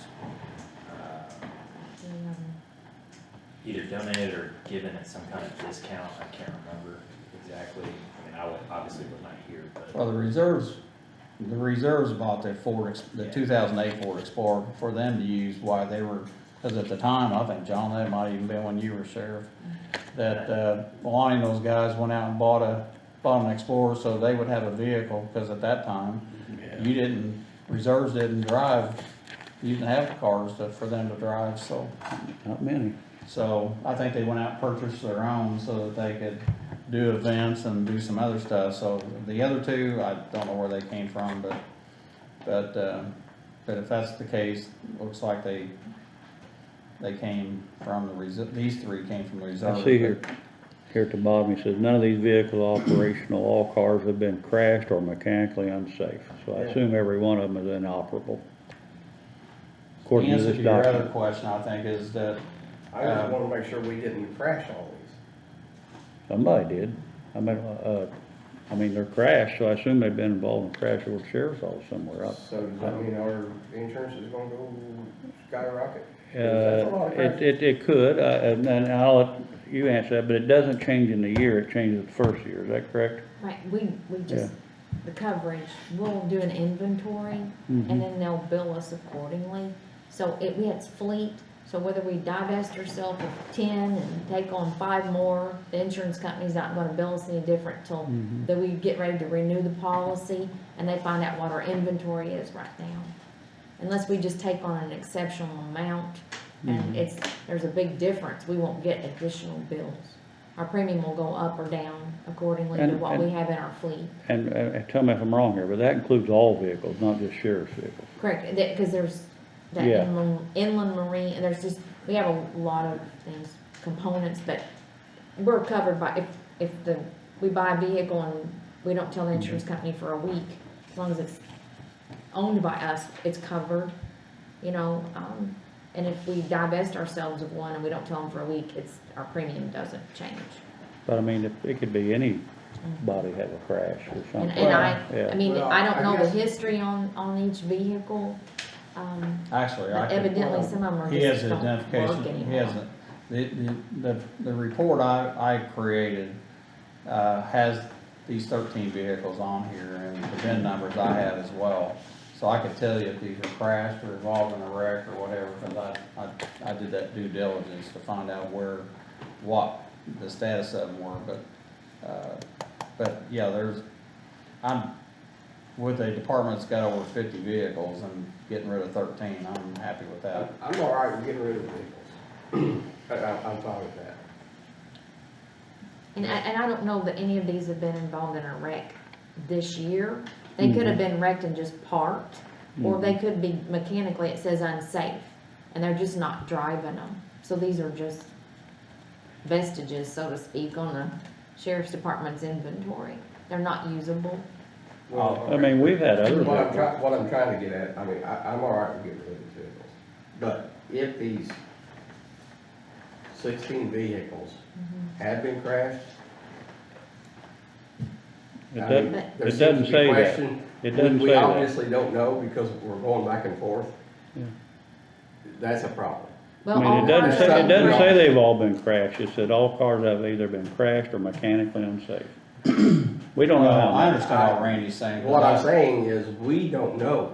That's the problem. You don't know either. No. We're going back and forth. That's the issue I'm trying to get at. But what we could do is that if you want to ask the insurance company, our accident, I think where Randy's talking about, and I've brought this up before, and I think Randy has too, is that we had a department that refuses to tell this department or this board that they've wrecked a vehicle until we find out from somewhere else. So if a lot of these vehicles have been in an accident, and they're all predated, so it's in the past. But I think what the point he's trying to make, and he can correct me if I'm wrong, but, we're not told when one of these cars are totaled. I mean, this Crown Vic got wrecked in the Walmart parking lot. I mean, so, nobody on this board ever was told that wreck ever happened, so. But I think we get notified through the insurance company, don't we? No, we don't. We haven't been. We don't know I until we think, see didn't the it go car. through the insurance, that their car been wrecked and they get We don't they've get gotta any get notice. notified, the insurance does. We should have, if we've been at fault, there should be a loss run. If somebody else has been at fault, then there should be some kind of contact, I would think, that they've made with our insurance company to That's what I make was thinking. payment. I get that, but I think and I've brought this up before, is that the Board of Commissioners own every one of these cars. And if our budget, the Board of Commissioners budget actually pays the insurance for every one of these cars, so, so I think in turn, and I've said this before, that if county property is damaged in this county, and I don't care what department it is, the Board of Commissioners within 12 hours of a serious injury and so many hours after that, there has been an accident and our vehicle's been involved, because not recently have I got a phone call on a Sunday afternoon from a parent of a 17-year-old girl that got hit by one of our cars or was involved in an accident. I will correct that. Was involved in an accident, and we didn't get in. I looked like a fool, and it don't take much, but I looked like a fool because I didn't know anything about it. And she's sitting there eating me or talking about it, asking me questions, and I don't know the answers to the questions because I didn't know it even happened. So that's where. Well, let me just, and I'm I'm just gonna tell you on my part, cause I was sitting in that chair. We had wrecks, I never notified the commissioners, never. We always filed reports. I brought them in over to the auditor's office, which she's not the auditor then. And it was just a simple matter of calling the auditor. Now, I don't know what they're doing now, maybe they're not doing that to you, but, that's how I always did it. The only Look, thing this is in- getting kind of blown out. Because you can't This- within this- 2 hours, so many hours, just start calling if you're in the middle of a This serious is fire. getting blown out of proportion. I think so. I understand the 2-hour thing, but you can make a phone call sometime or another. I don't see a And need to start calling the what I'm trying to commissioners. say, I don't see it. all departments, I- if we're having wrecks, we should be notified, because, here's the thing, I don't wanna wait till we get to the next year and then get our heads ripped off. I think on we the have to insurance do our due because diligence and we check. didn't know about it. I can tell you, I we're wasn't having gonna, a I wasn't gonna start making phone calls at 3 in the morning, letting you know there's a wreck. I wasn't gonna do it.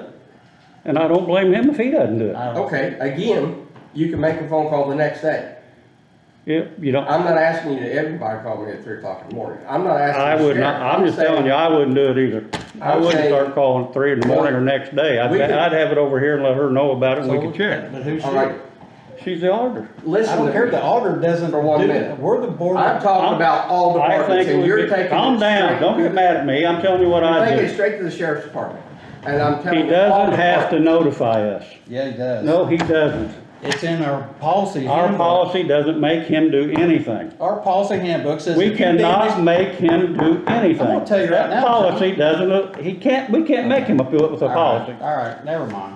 Now, I'm not disagreeing that we shouldn't be having more information on this, but I'm saying it's expecting us to make all these phone calls, I don't think it's necessary. Really, we live in a computer age and a phone age where I can send a text to 100 people right now, and 100 people's gonna know in 15 minutes. All I'm asking is, and I've said this isn't the first time I've ever brought this up.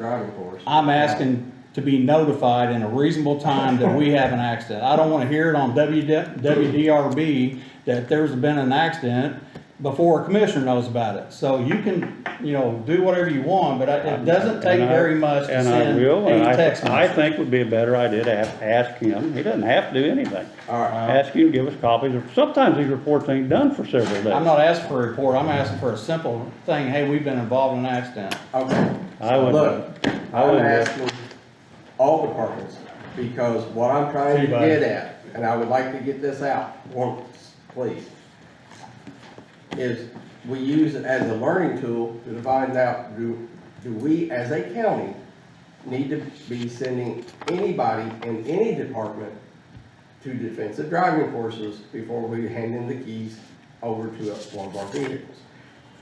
In other words, I'm saying we need the information for a learning tool. So our insurance don't just keep climbing. We don't want to get to the end of the year and find out we've had 20 crashes throughout the county. That's all I'm trying to say. I wasn't trying to say the sheriff's department, I was just trying to use this for an example that we need some basis of information for a learning tool. All right, Thanks. I'll entertain a motion. I think John did already, so John made a motion, didn't you, John? Yes. John Well, I'll made- make it again to be sure. I make a motion, we pass to sell these and title them and all that. Is that what you're asking? Yes. John made a motion to sell 13 cars that have been purchased either through the discretionary or the commissary funds, and also to be able to sign the title on 3 vehicles that have already been sold. John made that motion. Randy? I don't know, we've had so much fun with this, I don't know. You wanna hang on to it for a minute? No. I I say don't the think motion. Randy seconds that, and I'll make that unanimous, so, there you have it. I'll save this for end of the meeting to sign. Equipment at the transfer station. Yeah, that's. I don't know anything about that. Well, it's, I've been out talking to Court several times this week, and the hopper and the compactors both are not working properly. They're failing. When he pushes the button for them to compact everything, they may work, they may not work. Sometimes he has to wait a few minutes to get it to work. Sounds like it is They're failing. Is it an electrical system? It could be, and that's what, and I had sent that little message out the other day that we may want to have either Ecotech or Thomas, whoever it be, take a look at it. Now, he is getting some estimates from these companies, see what it costs to fix this stuff. But I think he's concerned that this is gonna totally fail on us. one of these Is that days. on one of them or both of them? Both of them. And I went there and watched him do it. On the front one, it wouldn't work when he pressed the buttons, and then after a few minutes it would, and then once it compacted everything, he couldn't get it to come back. He had to wait a few minutes to get the buttons to push, and the same thing was happening on the other side. Okay. And that's the same thing I asked, because maybe there's something electrically here that could be Sounds like a fixed. relay switch or something. Yeah, it could be as simple as that, but he told me, matter of fact, I bumped into him when I was coming to this meeting, he's dropping off the money. And he said they're getting worse, not better. So, He's getting free and I, quotes.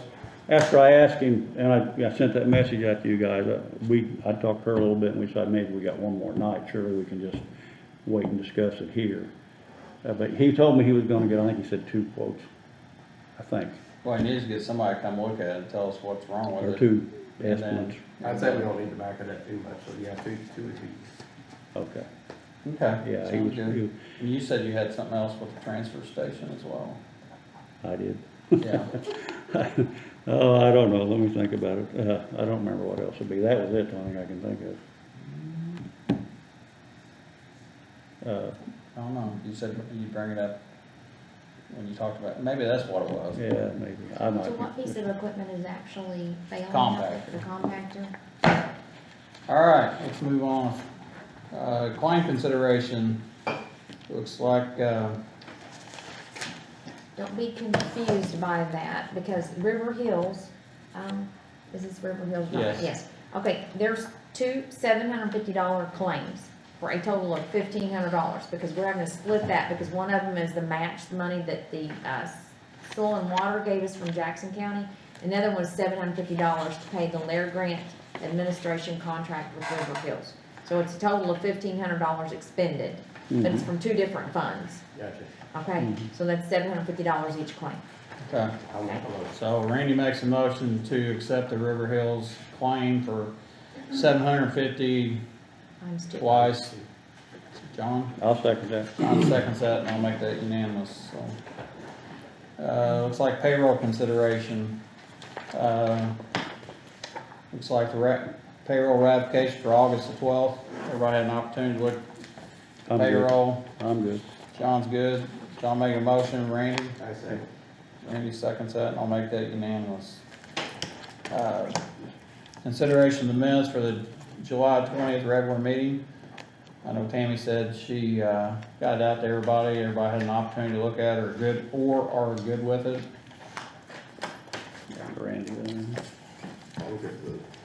Randy makes a motion to accept the minutes for July the 20th. John? I second that. John seconds that, and I'll make that unanimous. There's a closeout letter, documents for the CDBG COVID Small Business Grant from River Hills. Just to update you on that, real quickly, that project is ready to close. And it was good news. There was no findings in that program or deficiencies.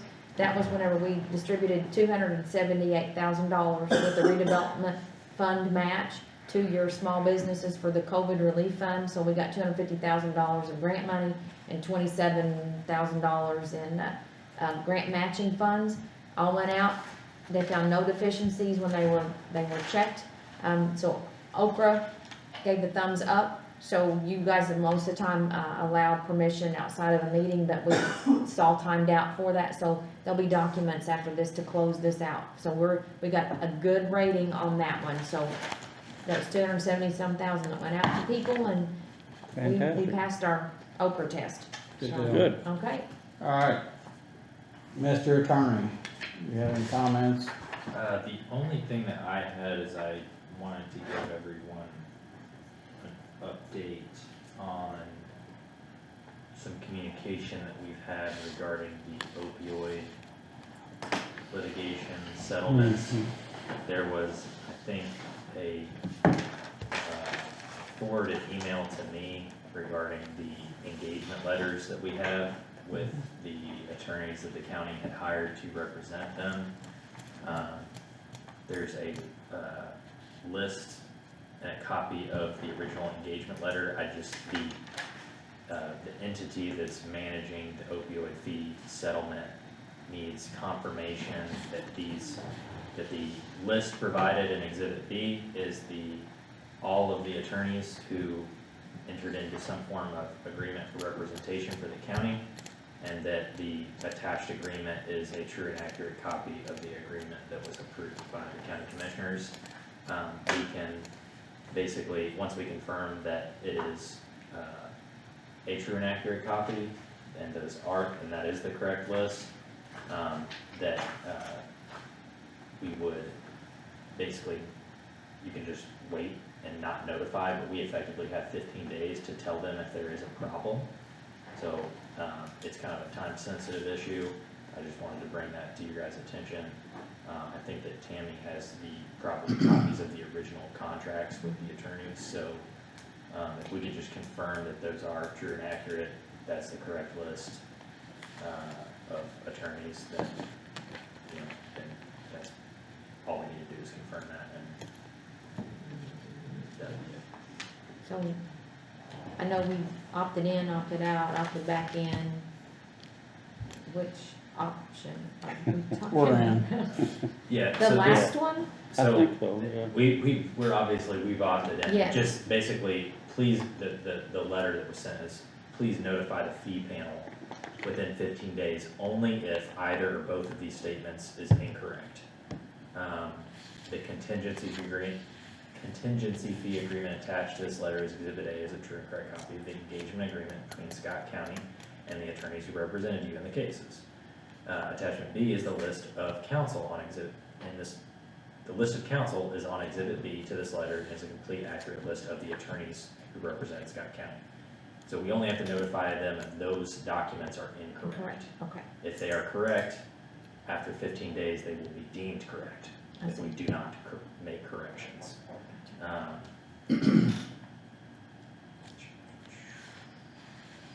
So we need to sign something?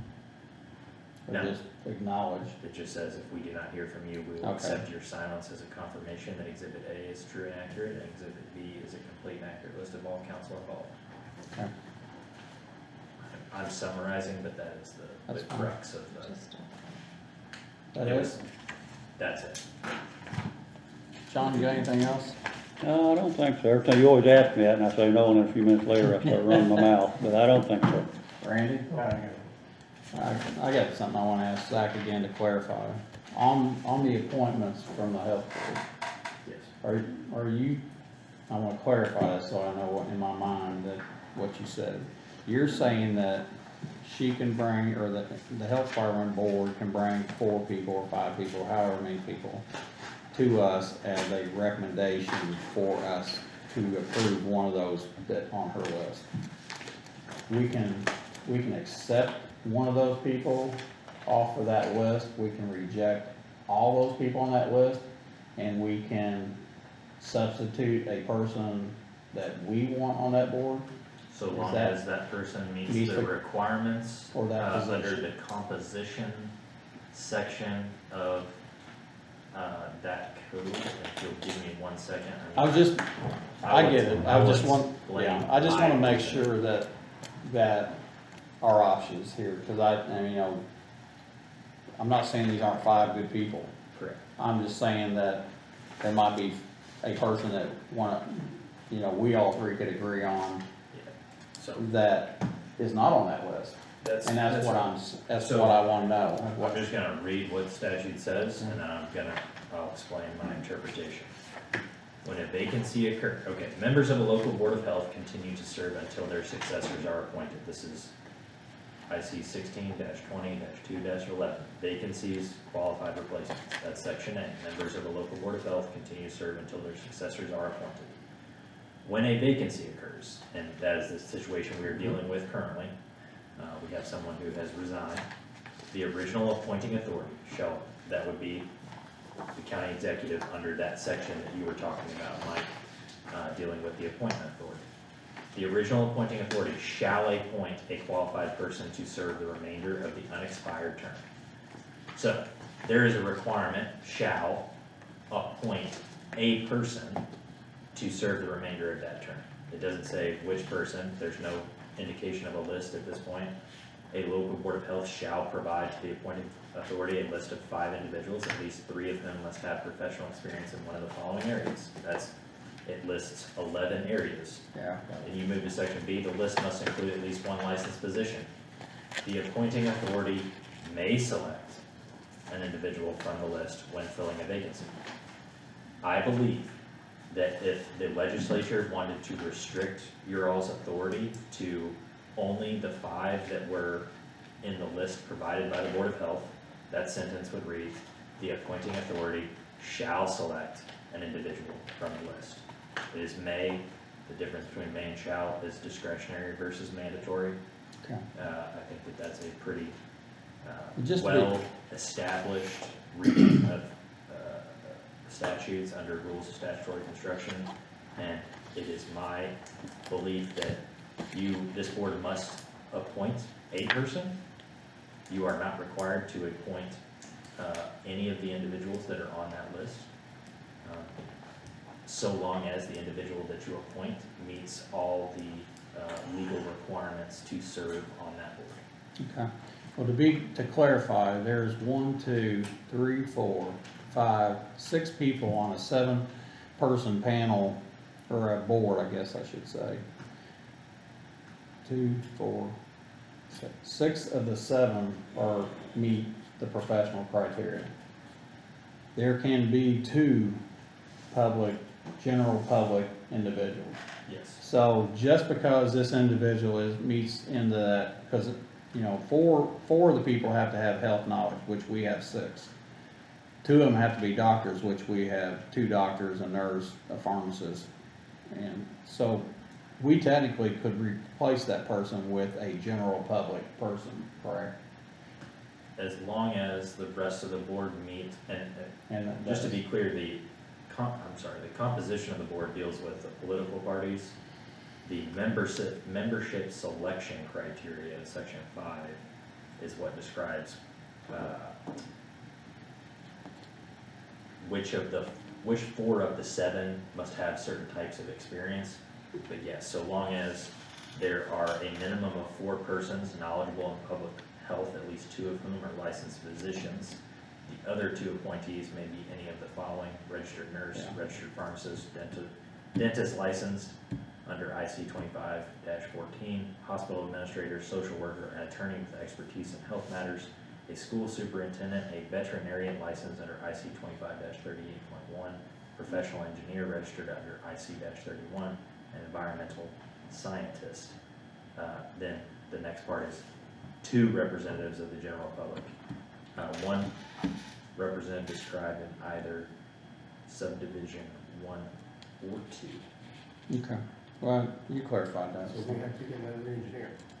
No, you don't. No, as No. long as, yeah.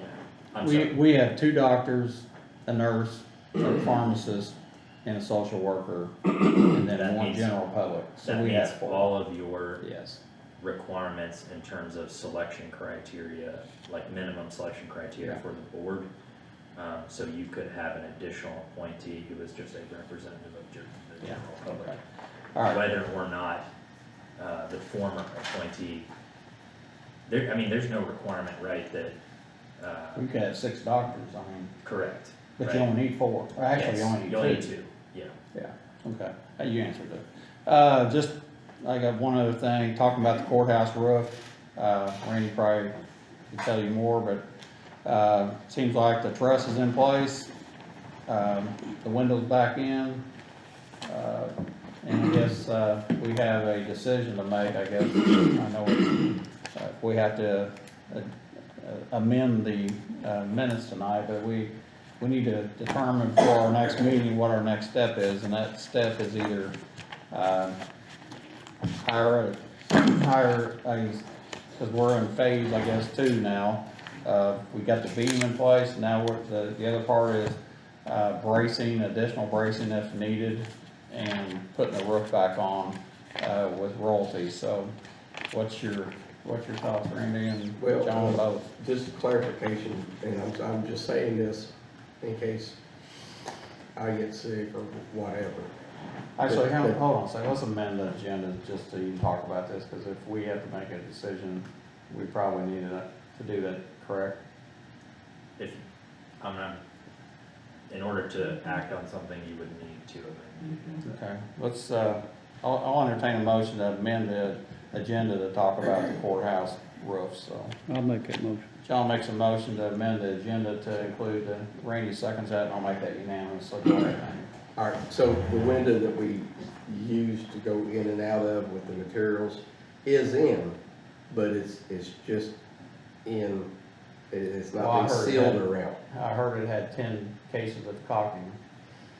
Do what? I heard it had 10 cases of caulking around it, how it was sealed before. Before, yeah. But right now, it's in, but it is not it's not installed. Does that make sense? It's not going nowhere, it's not gonna fall, but it's not to where it needs to be for permanent walking away from it. I just want that to be clear to everybody in case something happens. And the reason they've done that is because they know that the chances are they're coming back and they're gonna be bringing more materials in that same hole to fix some of the girders and stuff up there that's been cracked and busted. So Thomas is going to look at it, and they're going to walk through it, and they're going to make a list of what needs to be fixed. They're going to hand that over to the engineer, Anthony Ehlers, and he's going to look at that and see if he agrees. And if he does, then Thomas is going to go ahead and quote it. The reason we're doing it that direction is because Anthony's a little behind.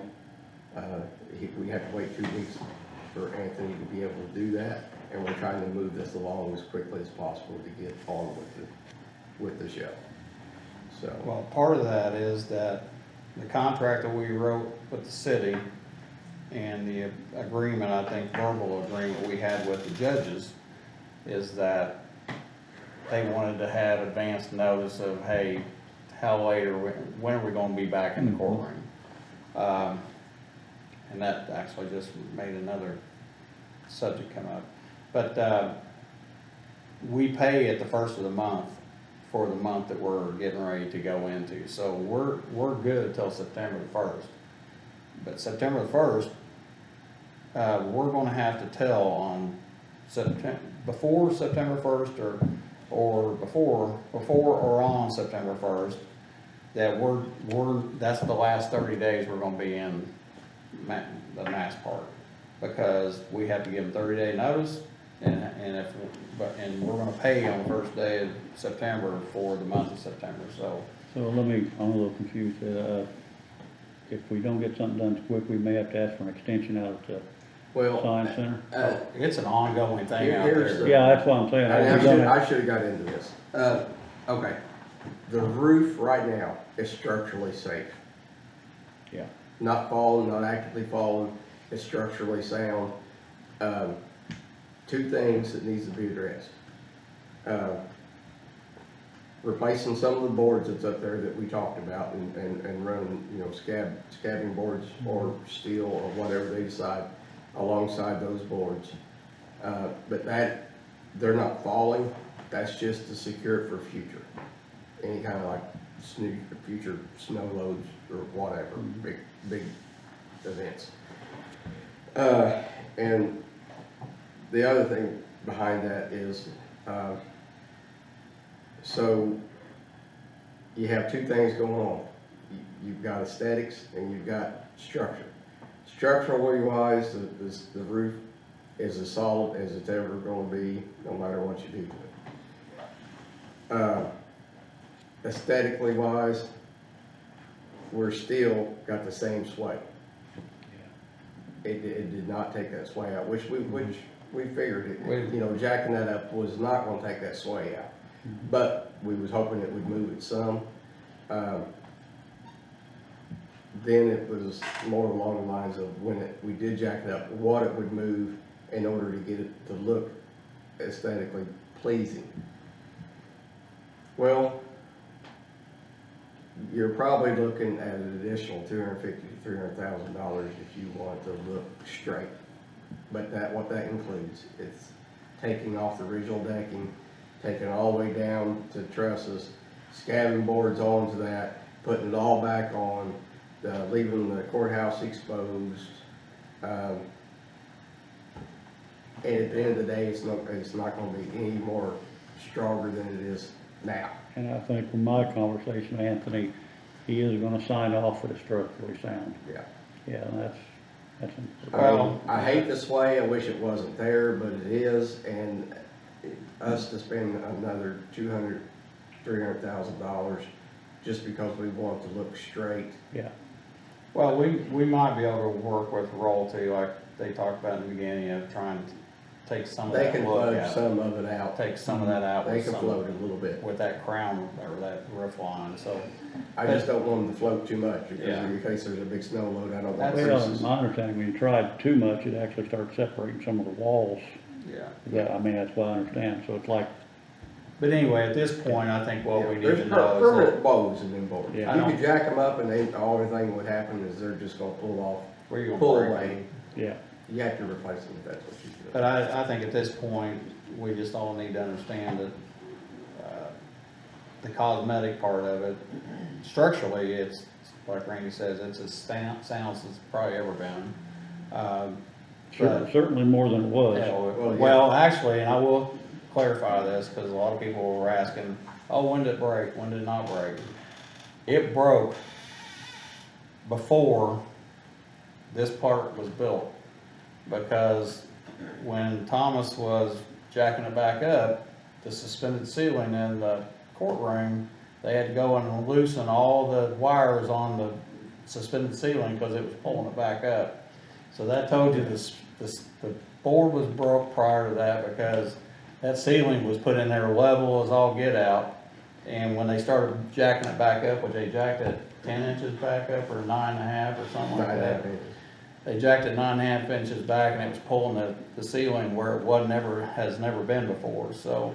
The drop ceiling. The drop ceiling, the suspended ceiling like this. Mhm. So that tells them that the board was broke prior to that.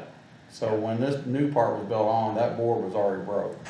Wasn't us. It wasn't us. No, it wasn't. So, But I think, Tammy, you did a little bit of research and, Nineteen You guys aren't ninety-seven. very good negotiators, that's all I gotta say, because the roof being replaced, because I realize there's a lot more roof lying Yeah. here. 1932, they rejected bids that were around $1,400 to replace the roof over there, and they rebid the project, and they got them down $200 or $300 more, and I think they put that roof on over there for $1,100 and some dollars in 1932. So that was in book 15 of the Commissioner's Court records, and so anyway, so somewhere probably between 32 and 95 or whatever, something happened. Something broke, but anyway, it's fixed now. I did ask Josh to have us some carpet quotes, which he was supposed to have here tonight, but I don't know if he was supposed to I've have. got He's on vacation. He's on vacation, and this is what we've got in so far. Okay. But that one is old, and And the kicker here is that I would love to have it done before, we put the judges back in there, but it doesn't necessarily need to be there. I mean, That's and what heck, my- this one's old, Well- they're in our Oh. business. That's what my question is, are we going We to just extend said this we into September? Is that what, I wasn't sure Right now. what we was talking about. Right now, I mean, I'm sorry, I was Yeah, going that's to okay. say that and I forgot. Right now, we could have, you know, I haven't been up there, so I don't know if the ceiling tile's back in place yet. But since the ceiling tile is back in place, which will not take Thomas very long whatsoever, the judge could technically be right back in there. And here's where I'm going with the timetable, and this is why I explained first of the month, 30 days. If we don't tell the judges, or tell the judges and Scottsburg City that on or before September 1st, that we are going to vacate by the end of the month, then we're gonna be paying for October too. So we got 45 days technically. Will the work that's being, like the additional work, will that be actively going on during the day while the judges? It will, but it's structurally sound and won't, you will have, that's what I was gonna get, you will have some noise. But it won't be There- inside the court. Well, but technically I'm that, sorry. It won't be inside, it will be all. they'll be in the attic. All up in the attic, and Well, here's the- mostly they're gonna be using screws, so Okay. it's not like hammering. But here's the deal. The judges have till October the 1st to be back up there. Mhm. The contractors have till October the 1st to be done.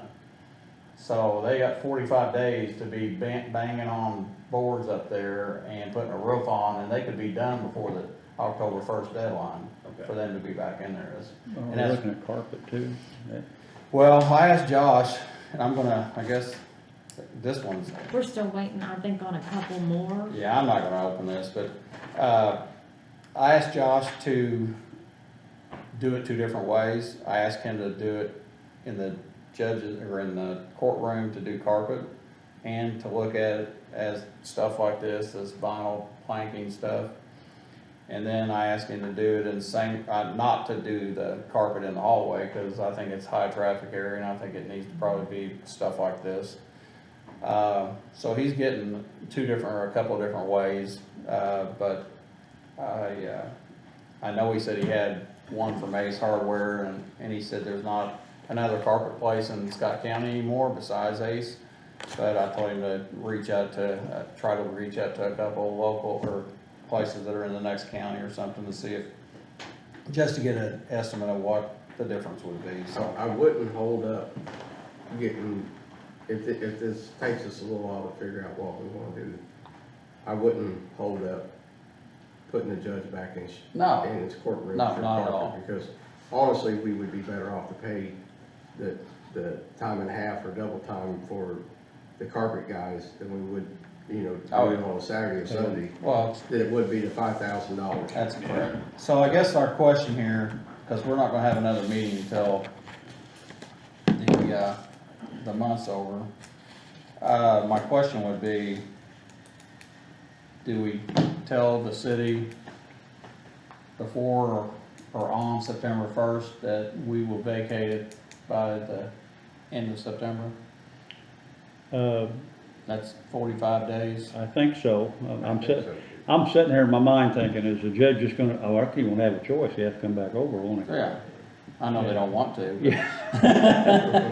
I think they're loving it, but You know, I mean, I think that's giving them 45 days to know, hey, our court cases, we're gonna be back in here. That gives the contractors 45 days to be done and off-site. And I think we do it, I mean, so. And the thing is, even if the contractors are not done and Yeah. offsite, it still doesn't stop the judge from doing what he does. No, but I also honestly believe that the bracing and everything else that's gonna happen inside, well, those guys could probably be done, maybe royalty can't get back and put the, final touches on the roof or whatever, but so consensus that we tell everybody that. Yes, I think I'm saying yes on this, but I say if the judges have any problems, they still got time to come to us and say, wait a minute, we didn't. Well, they got 2 weeks. I'll go on that. Yeah. So, all right, by consensus, we're gonna do that, so. Young man, I see you rolled in here late, haven't seen you for a while. Merely a simple question. What you got, sir? My partner and I, we cannot finish the building at this time. The prices have just absolutely killed us. And we're wondering if we can just put a little, mobile office unit in there so we can sell a few cars. We've developed some habits that we'd like to continue. You're talking at 3 and 56, correct? Yes, sir. Yes, I thought that was you. You got a little younger, didn't you? Well, I don't know, let's see, about 3 weeks I'll be 91. I thought that. I don't know, we'd have to, I can't give you an answer. What's the? It's my understanding, that anything that is mobile, you can, I wouldn't even have to ask you, that is my understanding. He owns the property out about where, he bought some property out on 56 and 3. He has cleared it off, put a fence in there, fenced some of it in, and he's asking because he's saying the price of material right now, he can't afford to put up, or he doesn't want to put up a building. He's gonna do a car lot type thing there, and he's wanting to know if he can put a temporary building there. You have to go to the planning commission. Yeah, I was for gonna that. say, I don't think we can. That'd be, so what are you thinking? I think it's a planning commission issue. So that's a It change. would have to go before the planning commission. Okay. And when will that be for this gentleman? Well, unfortunately, he's already missed the deadline to have the planning commission meet in September.